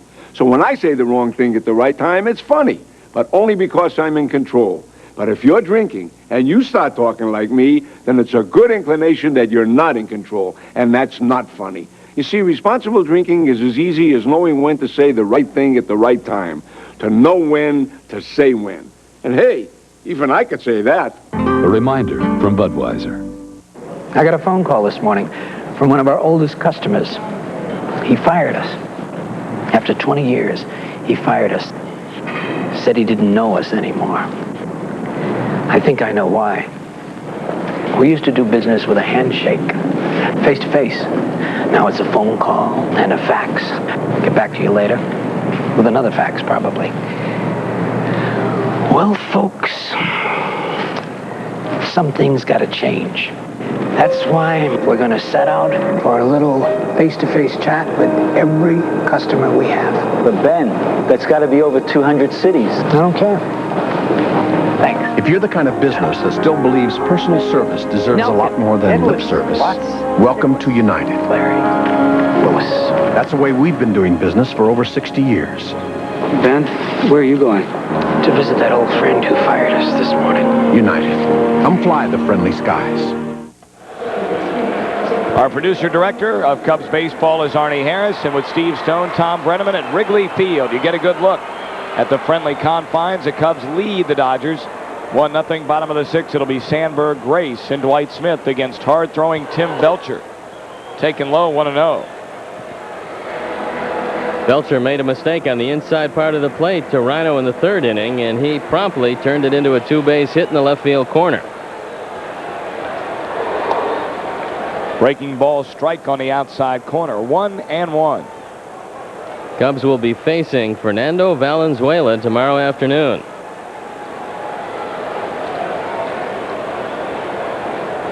Sandberg zeroed in on Belcher, the 1-1 pitch. High and away.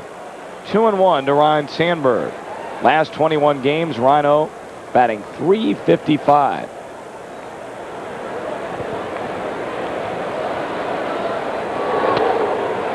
Popped it up. First base side. Scioscia going over. It'll reach the seats. Evens the count at 2-2. Eddie Murray trying to straighten out that hamstring that he pulled yesterday. He might be available to pinch hit. I don't know if he can run very well, but he is a dangerous bat from both sides of the plate if Tommy Lasorda needs him late in the game.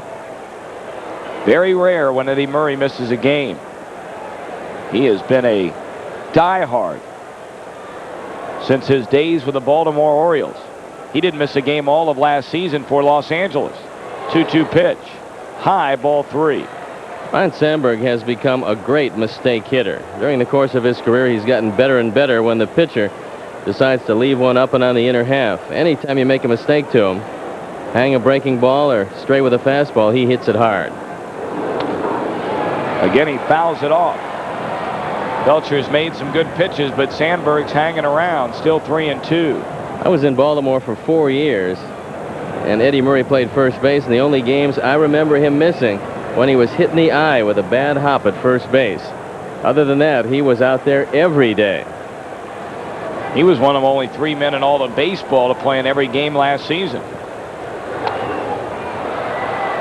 This time it might be playable. In foul ground is Sharperson. He makes the catch, 1 out. Only run of the ball game came back in the Cubs' 2nd inning. With 1 down, Dave Clark, yesterday's hero, went to the opposite field. It reached the bleachers in left center for a home run.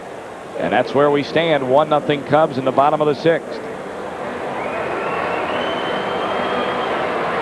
Lined out and rolled out as Mark Grace. Swing and a miss. That time Mark Grace was thinking long ball as Belcher floated a curveball up there without a whole lot on it. Belcher bringing the 0-1, and he goes to the second baseman Samuel, who throws him out at first. 2 away in the Cubs' 6th.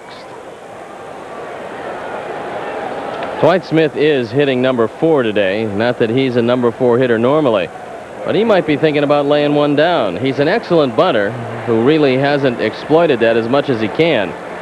And a quick look at the right side of the infield shows Sharperson and Samuel well back on the right side.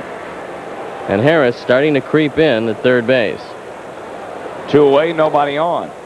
And Smith takes low, ball 1. Smitty is grounded to first and struck out swinging. Get a look at Sharperson. A few steps behind the bag at first. A little looper in a shallow left. Alfredo won't be able to get there, a base hit. Smith in between first and second. He better get back, and he has to race in. Smitty took the big turn looking for 2 bases. When the throw came back to Samuel, he hustled back to the bag. He inside outs this ball, just barely out of the reach of Griffin. This is one of the bigger turns you'll see with Smith halfway, scampering back to the bag. I was surprised Samwell didn't throw the ball. He may have had a shot. Dave Clark's had a good day. He's 1 for 2. A home run to left center field in the second, and then lined sharply to center field in the fourth as a man at first with 2 away. And Belcher trying to get Smitty napping over at first, but nothing doing. After Los Angeles, it'll be Houston for 3 over the weekend.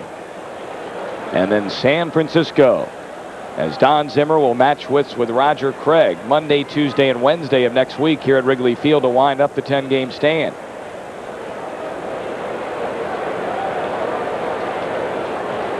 And you won't see a better matching of wits as far as managers go than that game yesterday. Lou Piniella and Don Zimmer. Teams used 41 players, sent 129 men to the plate, and the teams combined to strand 32 runners. Yesterday was a great illustration of the difference between the two leagues, in the National League and the American League, and the job of a manager in the National League. How much more intricate it is with all of the switches, the pinch hitters, and the lack of the designated hitter. Popped up out of play. And you get the impression from Piniella that he's really enjoyed the change. Usually, Tom, when you take over a ball club, you get a team that's playing poorly. You don't have much talent. The team is consistently losing, and they make a change with the management. But Lou Piniella fell into a situation with all kinds of talent at Cincinnati. Now we know about the Pete Rose problem, but Lou, the beneficiary of just a great deal in Cincinnati. Smitty 6 of 9, as you saw on the screen, in stolen bases this year. Socia, a good catcher. It was certainly nice of Bob Kenny from Nuts on Clark to help Arnie Harris celebrate the family birthdays with yet another batch of chocolate-covered prunes. He is down there munching away as we speak. I can hear him in my ear. 0-1 to Dave Clark. 1-0 Cubs. Bottom of the 6th inning, and over at first, Dwight Smith. Harry Carey will be back your way in the 7th. Even up to Clark at 1-1. Smitty 6-3 in the stolen base department. Taking a long look over at Chuck Cartier at third base. Chuck's a silent coach today. He's nursing a cold and pretty much has lost his ability to speak for a while. Well, what a great guy he is. 1-1 pitch. Swing and a miss. Good pitch on the inside part of the plate. 1-2 to Dave Clark. Dodgers are making their 3rd road trip of the year. The first one wasn't bad, 5-3. The last, however, was a disaster, 1-7. And the Dodgers have lost 6 straight road games. The last one coming way back on May the 5th at Philadelphia. So it's been a while since LA has won away from Dodger Stadium.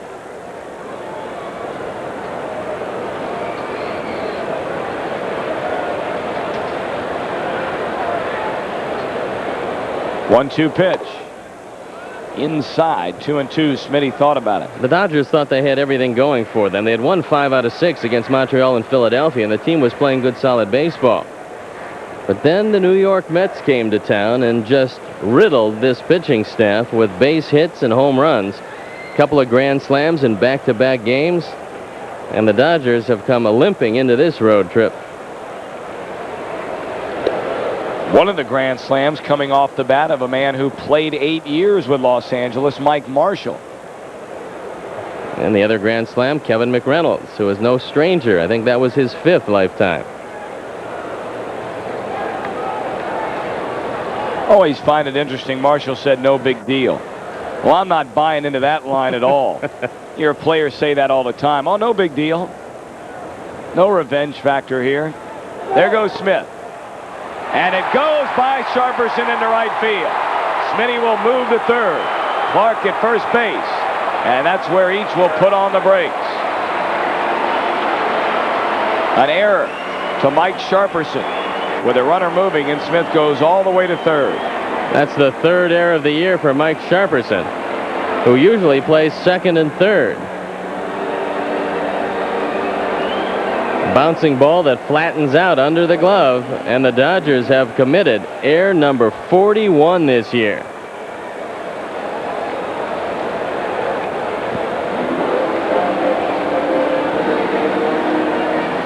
Belcher has thrown a wild pitch today. And if he throws that breaking ball down, you have to be heads up if you're Dwight Smith at third base. A defense that has certainly gone hand in hand with a pitching staff that now finds itself with a very high earned run average. It's not only errors you're charged with, it's the plays you don't make that turn into earned runs and losses. Salazar is 0 for 2. Smith at third and Clark at first. Low, ball 1. Belcher has surrendered only 6 base hits. The Dodgers have but 3. Look at the runner, Smith at third and Clark at first. The 1-0 pitch. Again, it's low, 2-0. Salazar is grounded to third and bounced to second. Looking for a base hit right here to give the Cubs a 2-0 lead.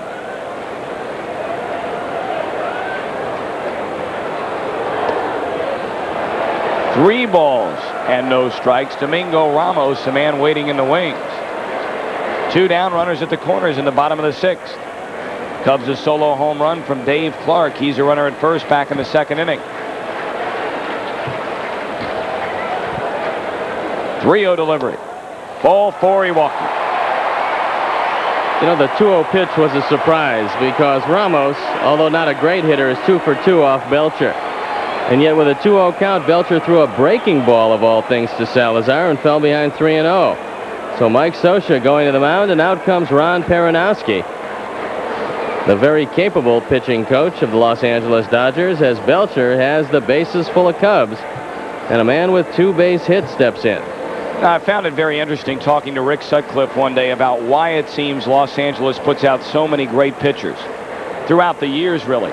He said a guy like Peronowski, who although he is the big league pitching coach, goes down to the minor leagues periodically throughout the year to check in on their young pitchers. They want to make sure these guys are mechanically sound from the day they step into the organization. They also have Hall of Famers Sandy Koufax and Don Drysdale in spring training talking to their young pitchers. That's a wealth of experience, a history of pitching greatness in the Dodger organization, and they tap that greatness to help their pitchers. So now Doug DeCenzo comes on to pinch run for Dave Clark, whose day is done. He's the difference in this ball game, with the Cubs trying to add a few more behind Mike Harkey. Receiving congratulations from some of his mates. But let's see if Domingo Ramos now can bust open this lead a little bit. Belcher going to go back to his regular delivery. Bases are loaded, 2 down here in the bottom of the 6th. And Domingo takes a pitch low and inside, 1-0. Ramos is a solid backup player. Can play third, short, second. Anywhere just about you want him to play.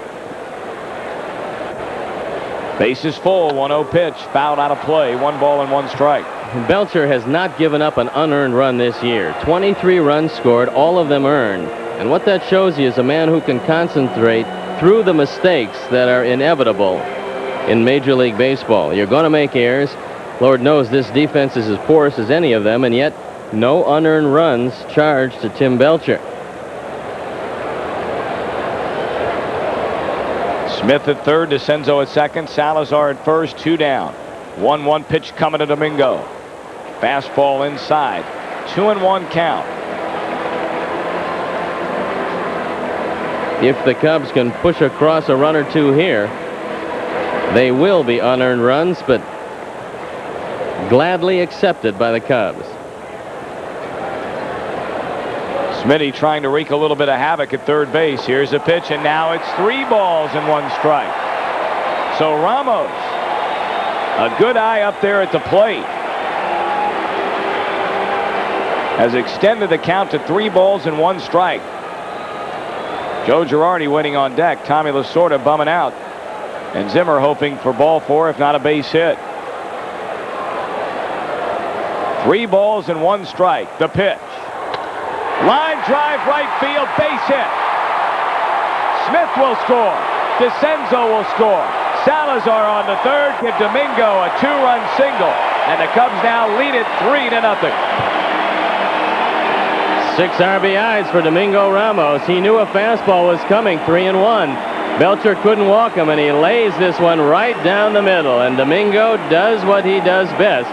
Takes the ball the other way. Runs his batting average to 250. Ramos having a big day against Tim Belcher. And Tom, this is not the Tim Belcher we've seen. If he doesn't have any shoulder problems, I'd be surprised, because the life on the fastball isn't there. And the breaking ball is not sharp today. And there's the bullpen up and going. Pat Perry, former Cub, the left-hander, and Mike Maddox, the brother of Greg, on the left. Runners at the corners. And for Domingo Ramos, 6 runs batted in now on the year. Girardi takes a strike. Well, Belcher went to see a doctor in New York. They told him he was okay. But I agree with you, Steve. This isn't the guy that we've seen throw it up in the mid-90s in the past, as recently as last season. Low 1-1. I know one thing, having pitched for 14 years, you don't go to ask for a doctor's opinion unless you're not feeling 100% somewhere.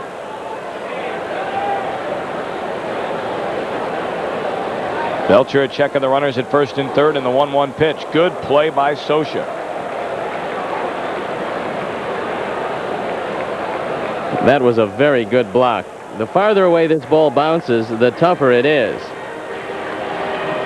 You got to have a good sense of security with him behind the plate. Scioscia security, if you will. Oh, man. Scioscia security. That's good. I like it. That's why he's making the big bucks, making stops like that. Ramos at first, Salazar at third. It's 2-1 on Girardi, but first to throw over and Domingo back. Cubs a home run from Clark in the second inning. With 2 down, a single by Smith. An error by the first baseman Sharperson put him at the corners after a walk. Domingo with the bases loaded. A 2-run single to right field, 3-0 Cubs. And Girardi fouls it out of play to 2s across the board. The best part about this situation is the fact that this game is already in the books. Here we are in the 6th inning, and it looked like rain earlier. Now the skies seem to have lightened up some. It's turning into a very nice day. It's a lot warmer than it's been the last few days. And if rain is going to stay away, it's pretty pleasant. 2 balls and 2 strikes, 2 on, 2 out, swing and a miss, and down goes Girardi. The Cubs get a couple of runs on 2 base hits, 1 big error, and 2 men left. Harry Carey's coming back in the 7th after 6. Cubs 3, Dodgers nothing.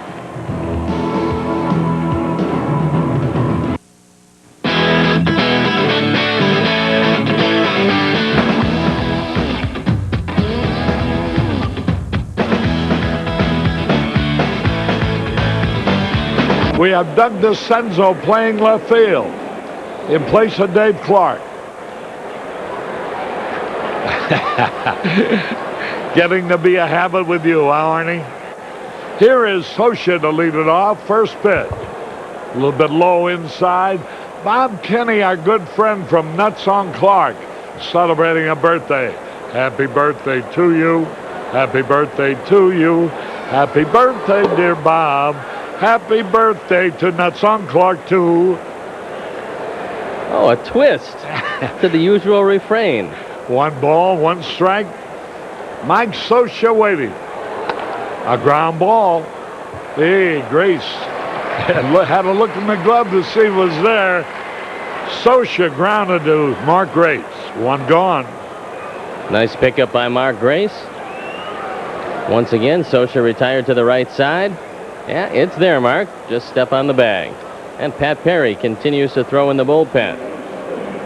Mike Harkey has allowed only 3 hits. He has a 3-0 lead. 1 out. Here's Mike Sharperson. Curve outside.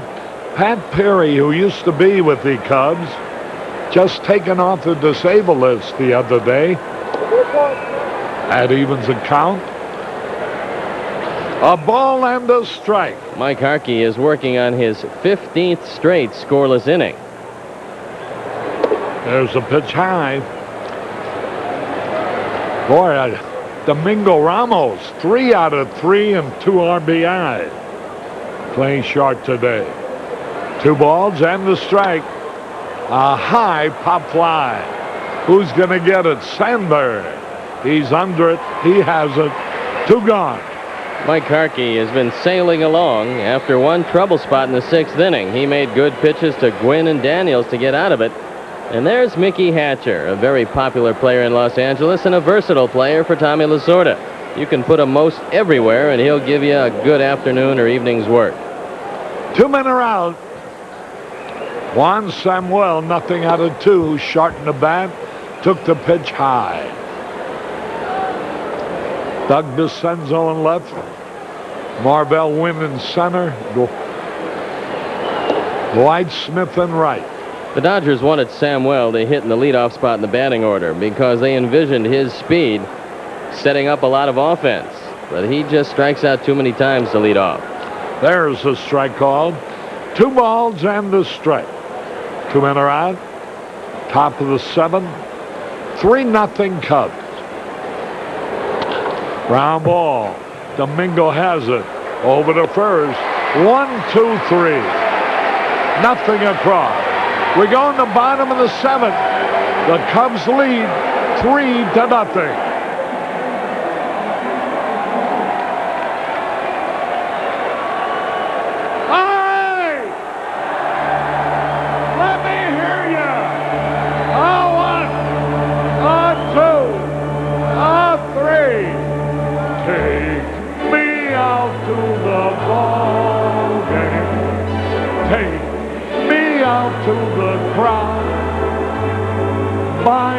Some peanuts and Cracker Jack. I don't care if I ever get back. Oh, it's root for the Cubbies.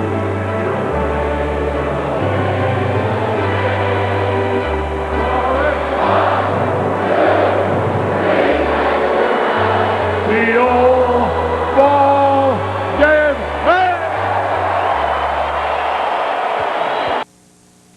If you've got your... Les Lancaster tomorrow afternoon against Fernando Valenzuela. Here is Marvell Wynn popping up on the first pitch.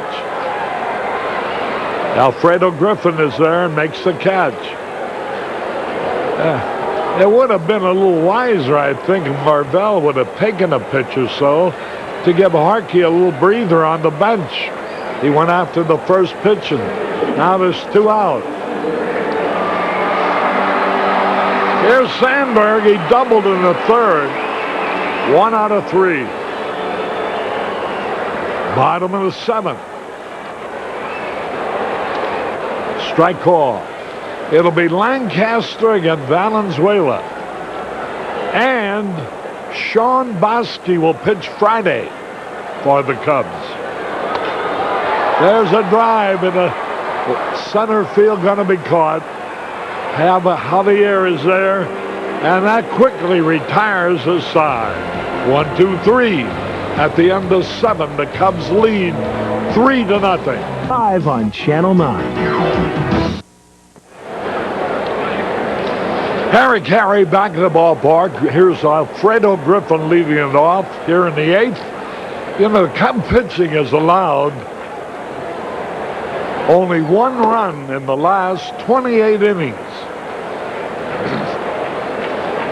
The last 5 innings of the first games against the Reds were scoreless. The Reds got only 1 run in 16 innings yesterday. And the Dodgers have been shut out in 7 today. So in 28 innings, the Cub pitching has allowed only 1 run, and that was a home run by Sabo. Bouncing ball, easy out. Harkey throws to Grace. And it looks like the day is done for Tim Belcher, who threw 7 fine innings, giving up just 1 earned run. That's the home run to Dave Clark, but he finds himself down by 3. And Tommy Lasorda goes to Mickey Hatcher. Hatcher hitting just 161, but he's 2 for 7 with a couple of RBIs as a pinch hitter. And we're going to get a look at Pat Perry, who'll be on for the second time in 2 days after being activated off the disabled list. Here's a pitch a little high. You know, Harkey had a streak of retiring 13 men in a row until Lenny Harris doubled in the 6th. Now he's got another 6 in a row he's retired. Hatcher, 1 ball, 1 strike, swings at a off-speed curveball. And Harkey looks like he's master of everything he surveys today. The pitch. There's a drive in the left field, a base hit. DeCenzo plays it on 1 hop. Hatcher singles to left. He had just made him look bad on a slow curve, trying to get the fastball by him and got it inside, and a Hatcher drilled it to left field. It's going to be Paul Assenmacher getting the call. Bill Long also will get loose, so Don Zimmer will have the bullpen ready. The pitch to Lenny Harris, a bouncing ball. Whoa, they called it fair. The ball was in fair territory, but Salazar was in foul territory. It doesn't matter where Salazar is.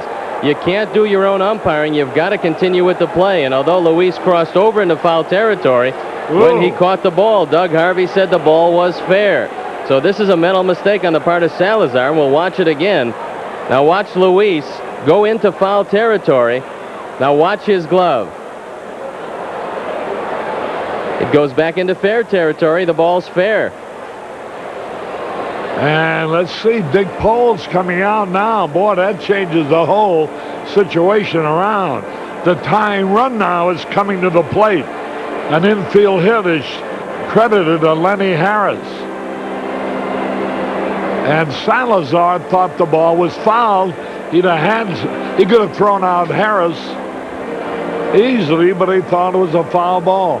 That's why they have those umpires out there. And that's really an example to all you young players out there. Don't do your own umpiring. Complete the play regardless of what you think. And then look at the man in blue. He'll tell you exactly what it was. Zo Harkey, with his work cut out for him, only 1 out. And a very fast Stan Javier up. Javier, nothing out of 2. A dangerous hitter in these situations. The curveball over the outside corner. 1 strike and nothing.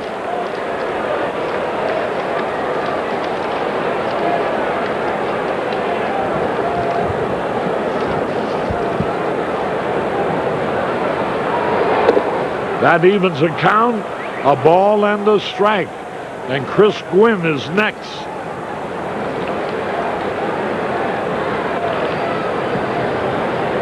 Roger and Ann Lutz are here from Bryan, Ohio.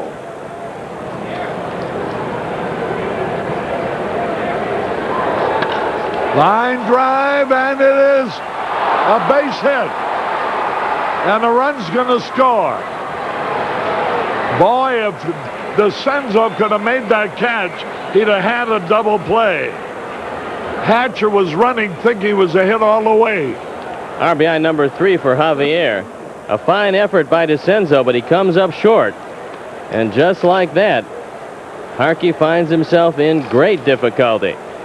When DeCenzo realized he couldn't get that ball, he does a good job of knocking it down. Watch the glove. He tries to smother the ball and keep it from going by him. If that ball gets by him, there is big trouble. And big trouble in the person of Eddie Murray. Ooh. We got a left-hander and a right-hander in the bullpen. Murray out of the lineup because of a hamstring. I think that Paul Assenmacher's got to come in because Murray, although he's a good hitter from the right side, is not quite as powerful as he is from the left. Eddie's hit 4 home runs with 12 RBIs from the left side. Only 1 home run with 6 RBIs from the right side. But Don Zimmer is going to go with Harkey and let him work out of the jam. Runners at first and second. 1 run in. 3-1 Cubs. There's a high foul ball out of play.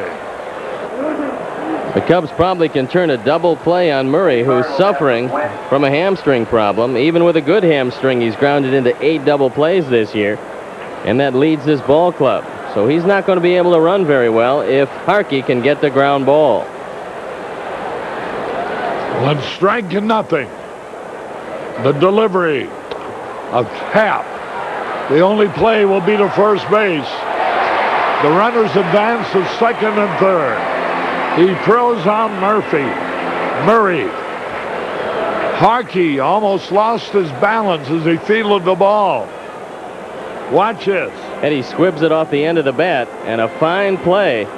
Off-balance throw, and here comes Don Zimmer. He's got Cal Daniels due up, and he's taking a look at Doug Harvey. Assenmacher is going to be the man brought in here, and we'll have more to tell you. A great hand for young Mike Harkey. Listen. And we'll have more following this message.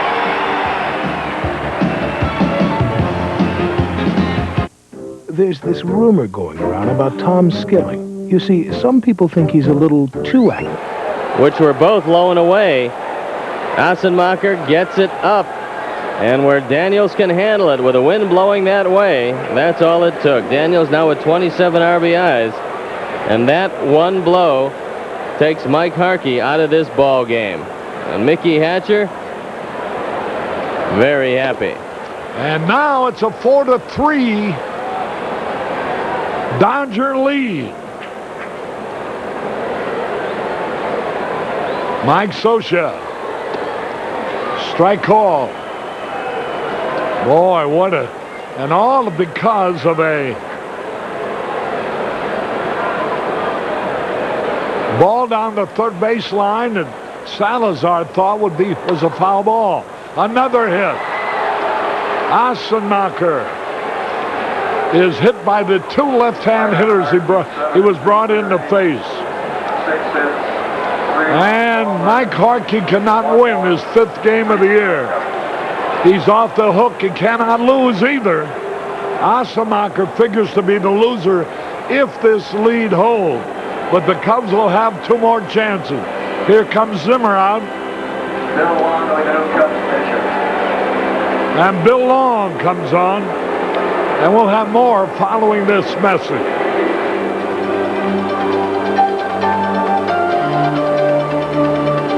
Time to score. And nobody feels worse about what happened than he does. And he had made Cal Daniels look very bad on the first 2 strikes.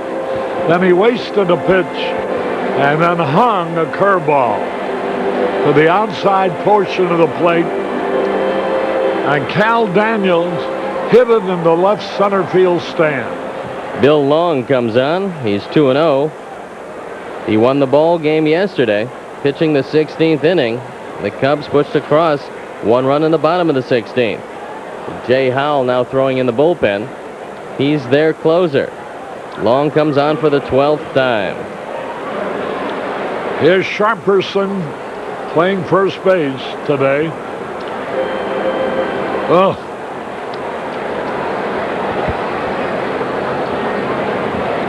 One was out when all the trouble started. Mickey Hatcher batted for Belcher and singled. Lenny Harris hit a soul hopper down the third baseline. There's another hit. Base hit to center on the first pitch.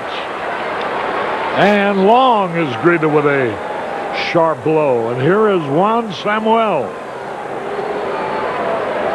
That's 3 hits in a row off the relief pitchers. 2 off Assenmacher, 1 off Long.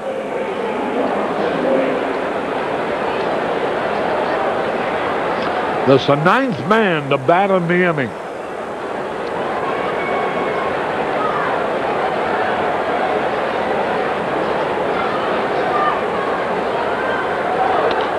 A high pop foul out of play.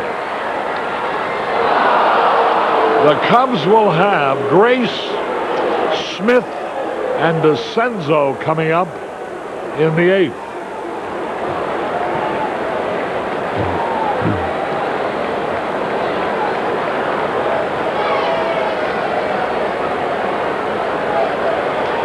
World No play. That was a huge lead by Mike Scioscia with nobody pushing him back. So wisely, Long stepped off. You don't want to give him that big a lead. He's ahead of him now 0-2.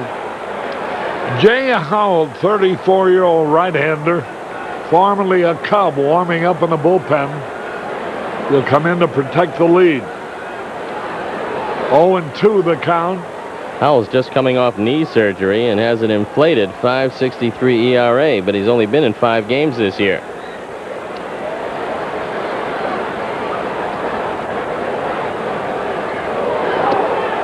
Well, Girardi drops the ball and they have execute the double steal.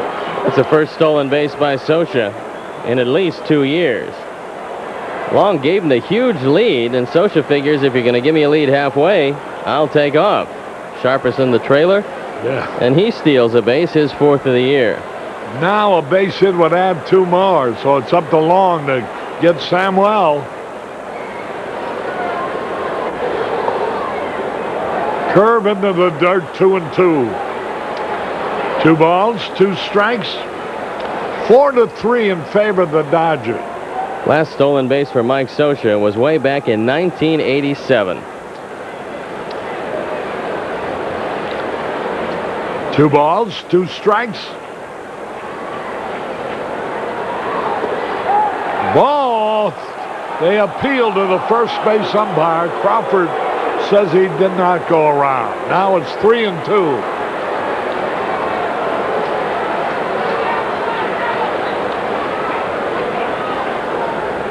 Did he or didn't he? No, I don't think he did. Neither did Jerry Crawford. 3 balls, 2 strikes. Here it is. Struck him out to retire the side. But 4 runs scored on 6 hits. 2 men left. We go in the bottom of the 8th. 4-3 Dodgers lead. My athlete's foot kept flaring up. I'd put it out and it'd just flare up again. Then my doctor told me about Tinactin. It cures recurring athlete's foot. Use it regularly and it'll keep the fire from coming back. Tinactin puts the fire. The 8th, a 4-run rally. 3 of them being batted in by Cal Daniel. Off the southpaw, brought into facing Paul Assenmacher. And Pat Perry comes on. He's on for the 2nd time this year. He threw an inning yesterday. He gave up a hit and a walk and no runs. So we've got Gonzalez in right field, Shelby in left field as defensive replacements. Jay Howell continues to throw, and at least for the first hitter, Pat Perry will face Mark Grace, and then perhaps a pinch hitter for Dwight Smith.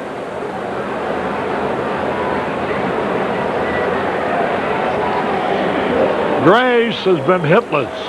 0 for 3. Pat Perry making his first appearance. He was signed as a free agent in January of this year. He's only been in 1 game. He's pitched 1 inning, allowed 1 hit. Used to be a Cub. Pat Perry from Taylorville.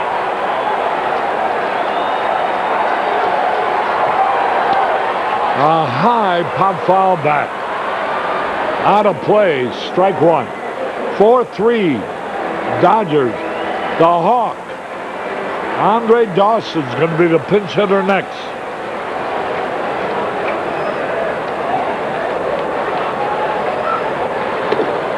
That evens the count, a ball and a strike. Last year was not a good year for Perry. He had tendonitis in the left elbow. That curtailed his season, and then had rotator cuff surgery November 9th of last year. Ball 2. 2 balls and a strike. Perry has a good screwball. 2 balls and a strike.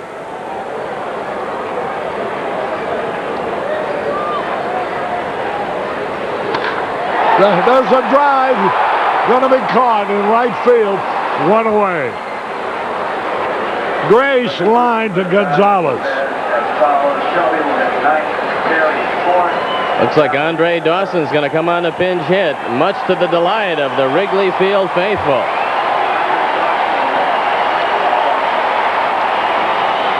And here comes Ron Peranowski, the pitching coach, out.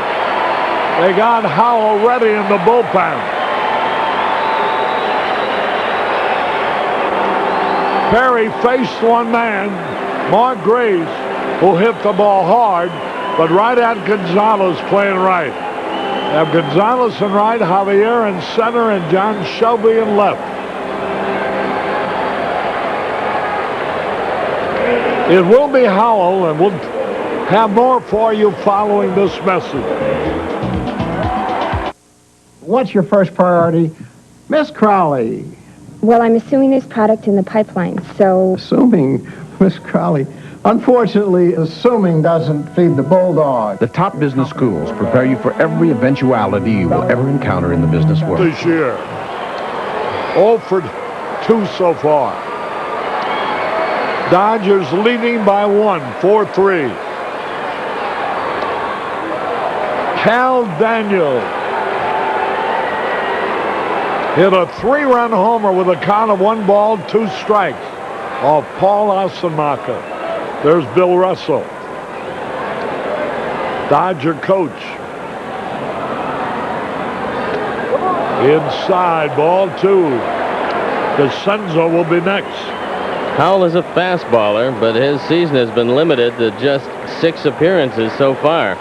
He was out a good portion of this year after having knee surgery. 2 balls, no strikes. Swung and he missed. Might have swung at a bad ball. Naturally, it was a breaking ball. Howell. 2 balls and the strike. High pop foul out of play. 2-2. Mike Hartley loosening up in the bullpen. Bottom of the 8th. 2 balls, 2 strikes. Ball 3. In the dirt. 3-2. 1 away. Nobody on. Cubs, who've been leading all day, now trail 4-3.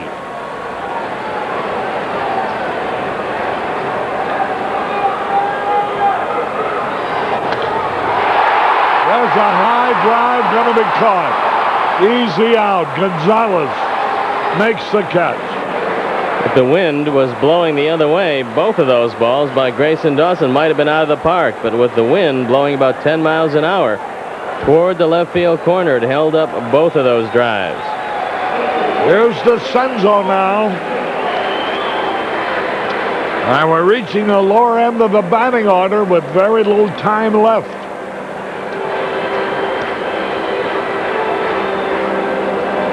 Here the hitters we sure will bat.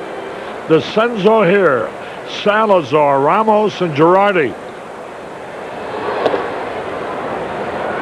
1 ball, no strikes.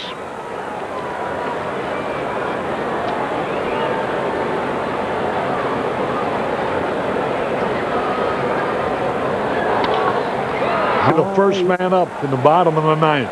DeCenzo is shifted over to right field. Dunson now is playing shortstop. Ramos playing third base.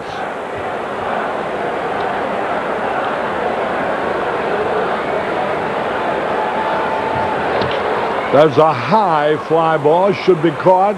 Salazar's there. He has it. 1 man out. Alfredo Griffin pops on. John Shelby, who came into the game defensively, hitting in the 9th spot. Shelby with very good speed. Has hit just 7 times as a left-hand hitter, and he's 2 for 7.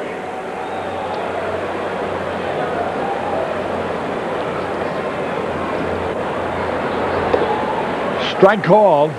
Bill Long in his First complete inning of work. Worked 1/3 an inning in the 8th. That evens the count, a ball and a strike.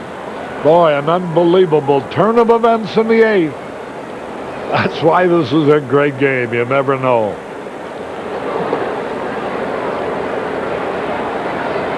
With 2 out and the Cubs leading 3-1, Daniels fell behind 0-2, looking terrible on 2 curveballs. Took a pitch high and then homered into the left center field stand. Second, third, and fourth runs scoring for the Dodgers.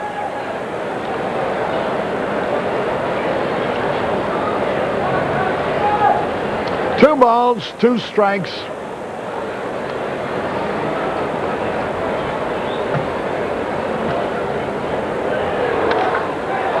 There's a line drive to center, a base hit. Marvell Wynn fields it on 1 hop. And here's Lenny Harris. The first year Shelby came over to the Dodgers, he surprised them with his power. 21 home runs, 69 RBIs. But every year after that, he's struggled. And a miserable year last year at just 183 for the Dodgers.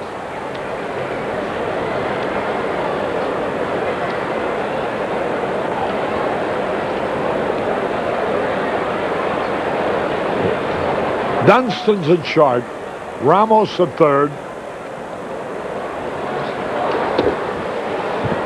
1 ball, no strikes.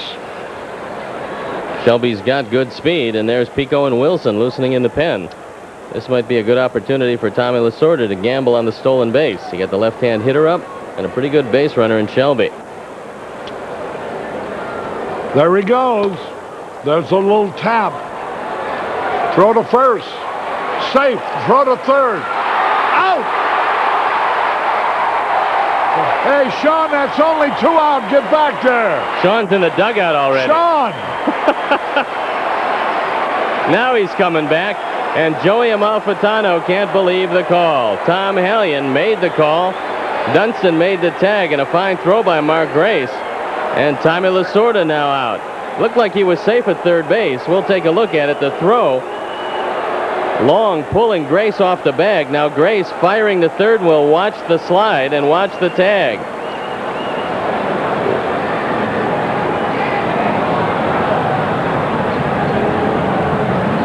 All right, there's 2 out. A runner at first. They still lead 4-3. The play goes 1-3-6 on Shelby.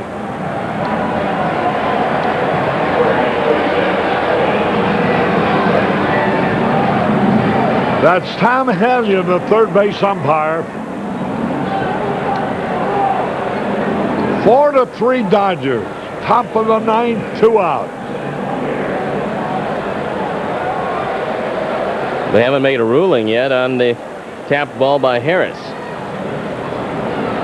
I probably have to give him a hit because it looked like Grace came off the bag to make the play at third.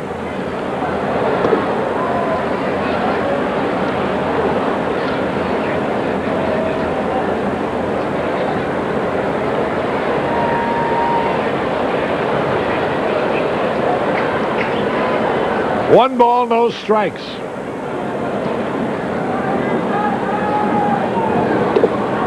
Strike call. Here's the play again. Now watch long. Harris very fast. Now here's Grace coming off the bag. Throwing to Dunston. They almost had confusion there with Girardi almost taking the throw.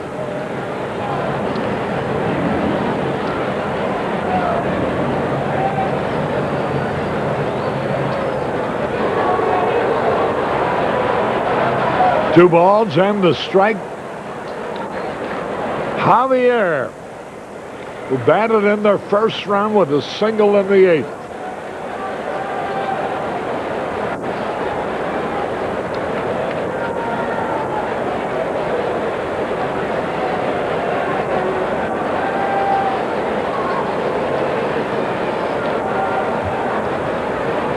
Throw over to first.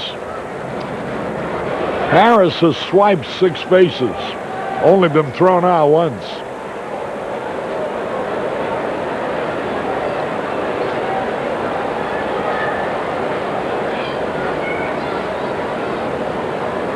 There goes a runner.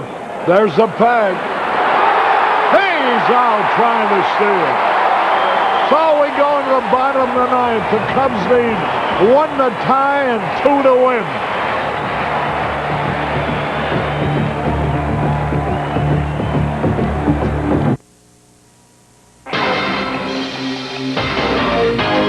This year, millions of people will use one car wax, Turtle Wax, the world's best-seller Turtle Wax. Revitalizing, age-defying, bring the shine back Turtle Wax. Safe for new cars Turtle Wax. Hard-shell finish Turtle Wax. None other than the easier-than-ever, long-lasting Turtle Wax. This is Turtle Wax. And that says it all. Sometimes I dream I'm in Italy, driving this incredible sports car. And my boss is there. He says, "We need a ride to the shareholders meeting." Now, here's where it gets weird. The sports car has 4 doors. I mean, there's no such thing as a 4-door sports car. It's just a dream, right? One of these guys is a pro photographer. One's a dentist. With the autofocus Canon EOS, it's tough to tell them apart. Canon EOS. Experience the EOS system.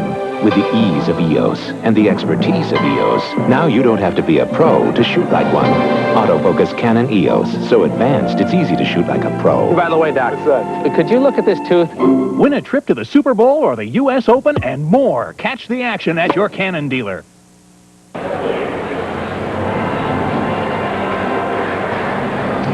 Harry Carey and Steve Stone. Here's the last play of the top of the ninth as Harris tried to steal and Girardi cut him down by plenty. It's do or die now. Salazar will lead it off. Watch it one more time on the pinpoint throw and a tough pitch to handle, but Joe Girardi does the job, and you don't throw much better than that. Girardi's had a fine year, throwing out over 40% of the base runners that have attempted to steal against him. And we're going to take a look at Mike Hartley. Hartley on for the 13th time this year, no record with a 3.24 ERA. And last year at Albuquerque for the Dodgers, he fashioned a very impressive 2.79 ERA. That is definitely a hitter's ballpark with a light air at Albuquerque, and yet Hartley had 18 saves. So he comes on to try to save this one, and it would be his second of the year.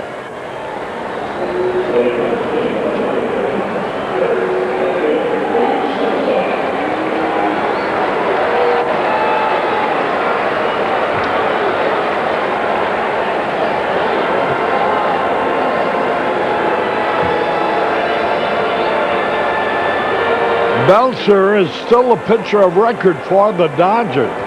Hartley's going for the save. Assenmacher.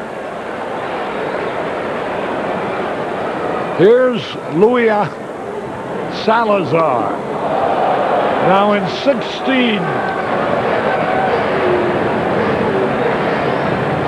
innings pitched, Hartley's already given up 2 home runs.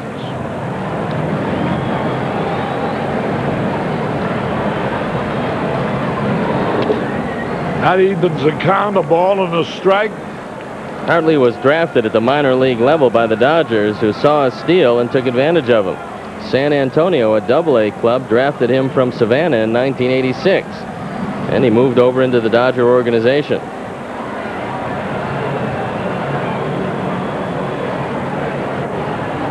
Hartley originally drafted and played with the St. Louis Cardinals. He was drafted as a free agent in 1981, so he's been around a while. High ball.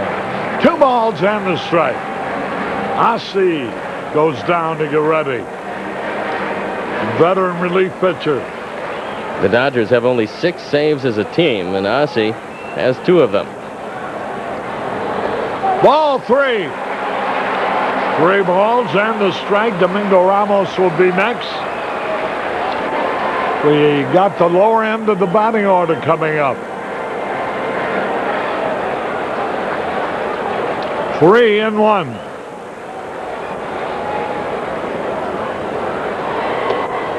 Strike 2 call. Salazar. Come on, Louis.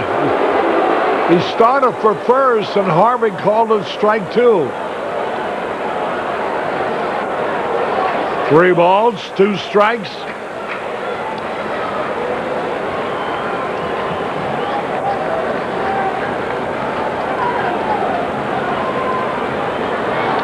Struck, foul tip, foul tip. He's still alive, a breaking ball.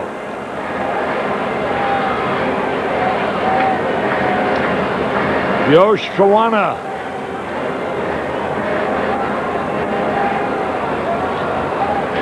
There's Lasorda. 3-2. Big pitch coming up.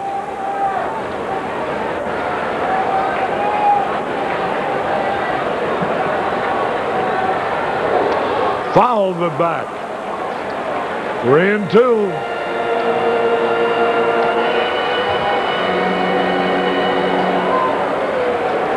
Hartley, 28-year-old right-hander. He's not used to many of these situations at the major league level. Coming into this year, he had just 22 days in the big leagues. 3 balls, 2 strikes. Ball 4. The tying run is on. So Salazar's at first. And both managers checking over the lineup card. Tommy Lasorda checking out who Don Zimmer has left, and Zimmer seeing who he's got left and who he might want to go to, with Steve Wilson throwing in the bullpen. Ramos is 3 out of 3. He's batted in 2 runs.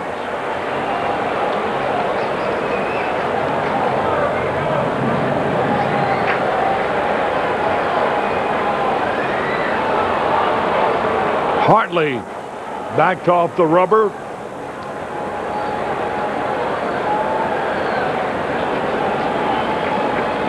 Lenny Harris playing shallow.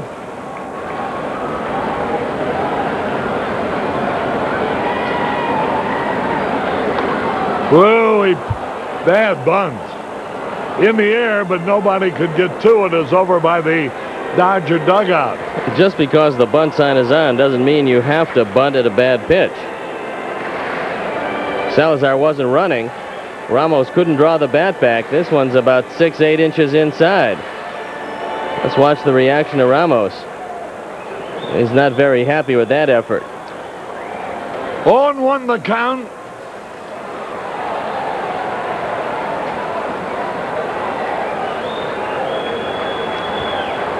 Tying run at first.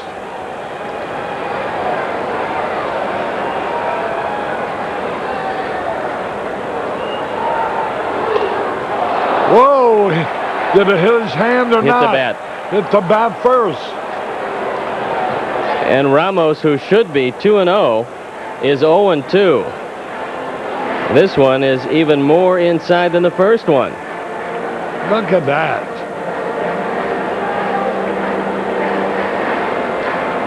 Now he's in the hole 0-2.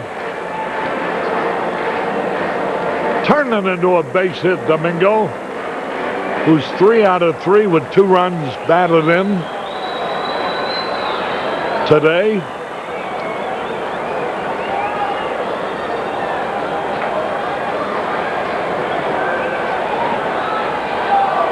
Hey, almost a balk, too. I guess he got his foot back off the rubber in time.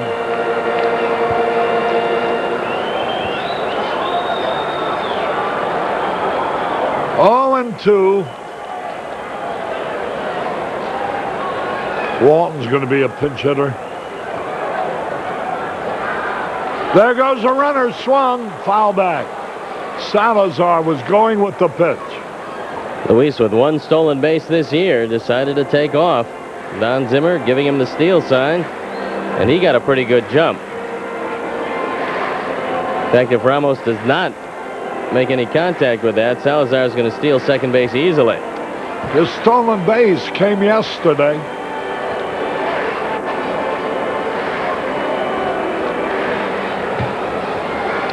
Oh, and 2 the count.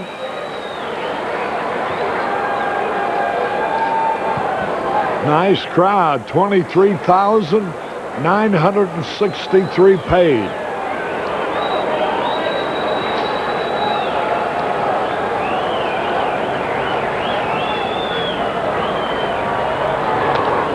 Swings and he fouls it off.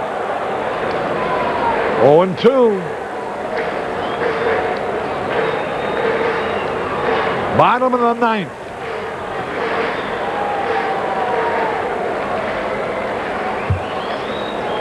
Don Zimmer has Wilkerson, Walton, and Rona left to use.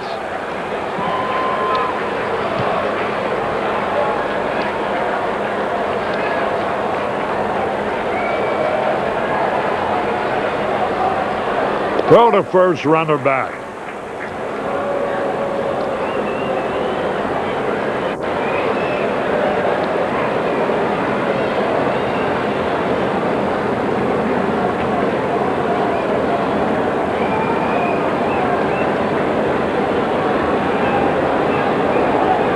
Watch Salazar. There's a base hit. And the tying and winning runs are on. Ramos is 4 out of 4. He lines a single to left. And now Girardi is up there with nobody out. Ramos lines this ball over the head of Griffin. No doubt about this. He has hit the ball hard today, and I got to believe that's going to be it for Mike Hartley as Ron Peronowski comes out. Girardi in a bunt situation. He's got 1 sacrifice this year.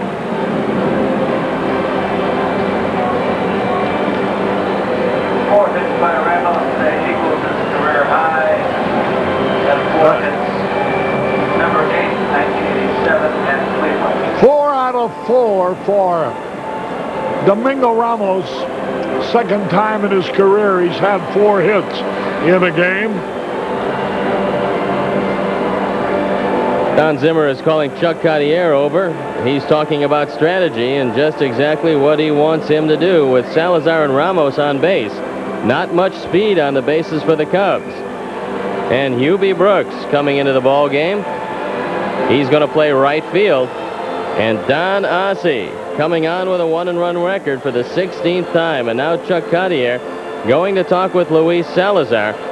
And he perhaps wants to talk to him about if the bunt is on, don't stray too far off the bag. If Girardi bunts through it, that's the easiest way to get picked off at second base. Salazar represents the tying run. Ramos represents the winning run.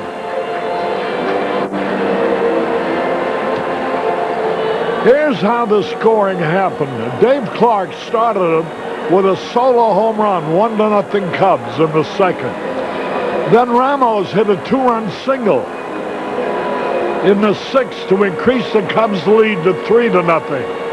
Javier scored their first run with a base hit, and then Cal Daniels hit a 3-run homer off Paul Assenmacher.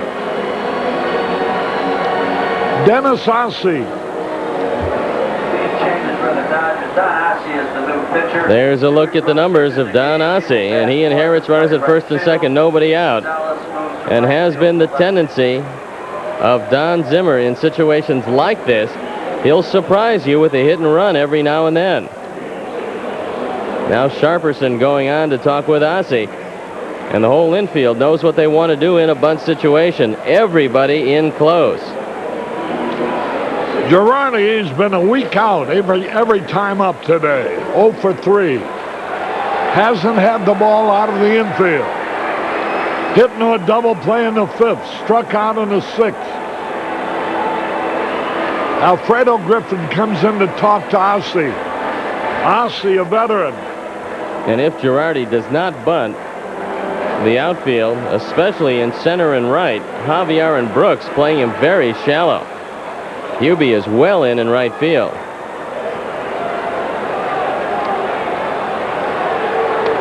Oh, he pops the bunt in the air, but Scioscia cannot catch it.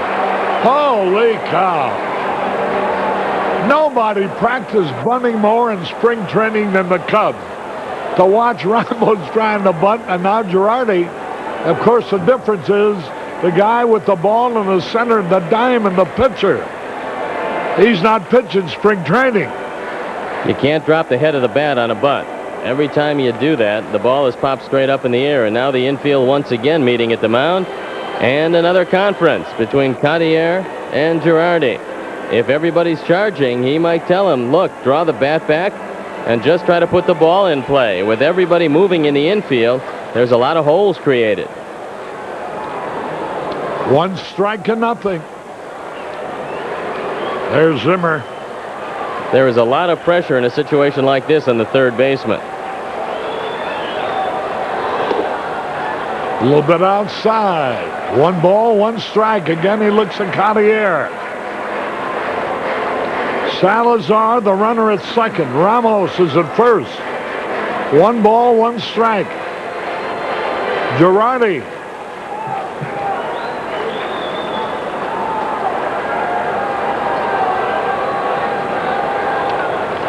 There's a play going to be to third base. He's out. Oh, man. The play was called by Mike Scioscia, and it is the catcher's call. He's got everything in front of him, and he can judge if the pitcher can get him. You see Scioscia telling Ossie to fire to third. Harris getting back, and they make the play, and that's a big play in this game. Here now is Curtis Wilkerson coming out.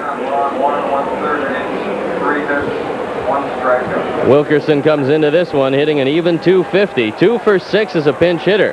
And Peronowski out to the mound one more time.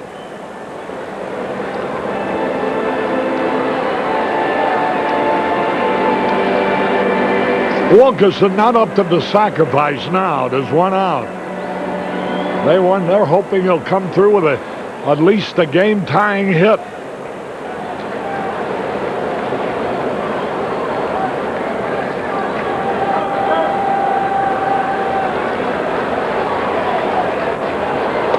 Swung and he missed the breaking ball. Ossie on the hill.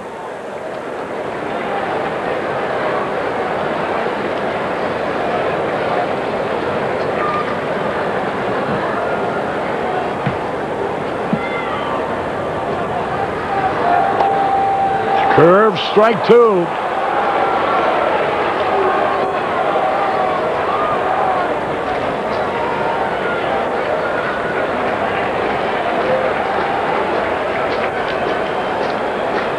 Oh, and 2.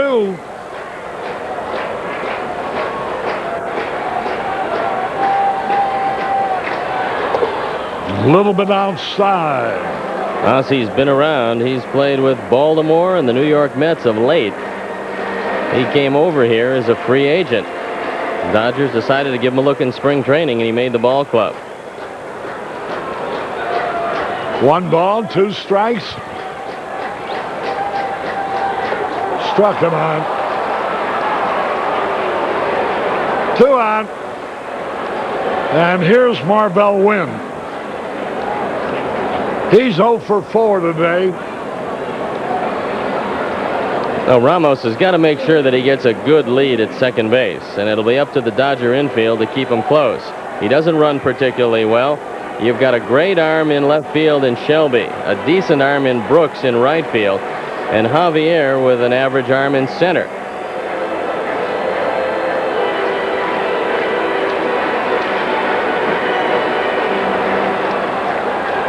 Runners at first and second. Time is down to the last out for the Cubs. Curve in there, a strike call.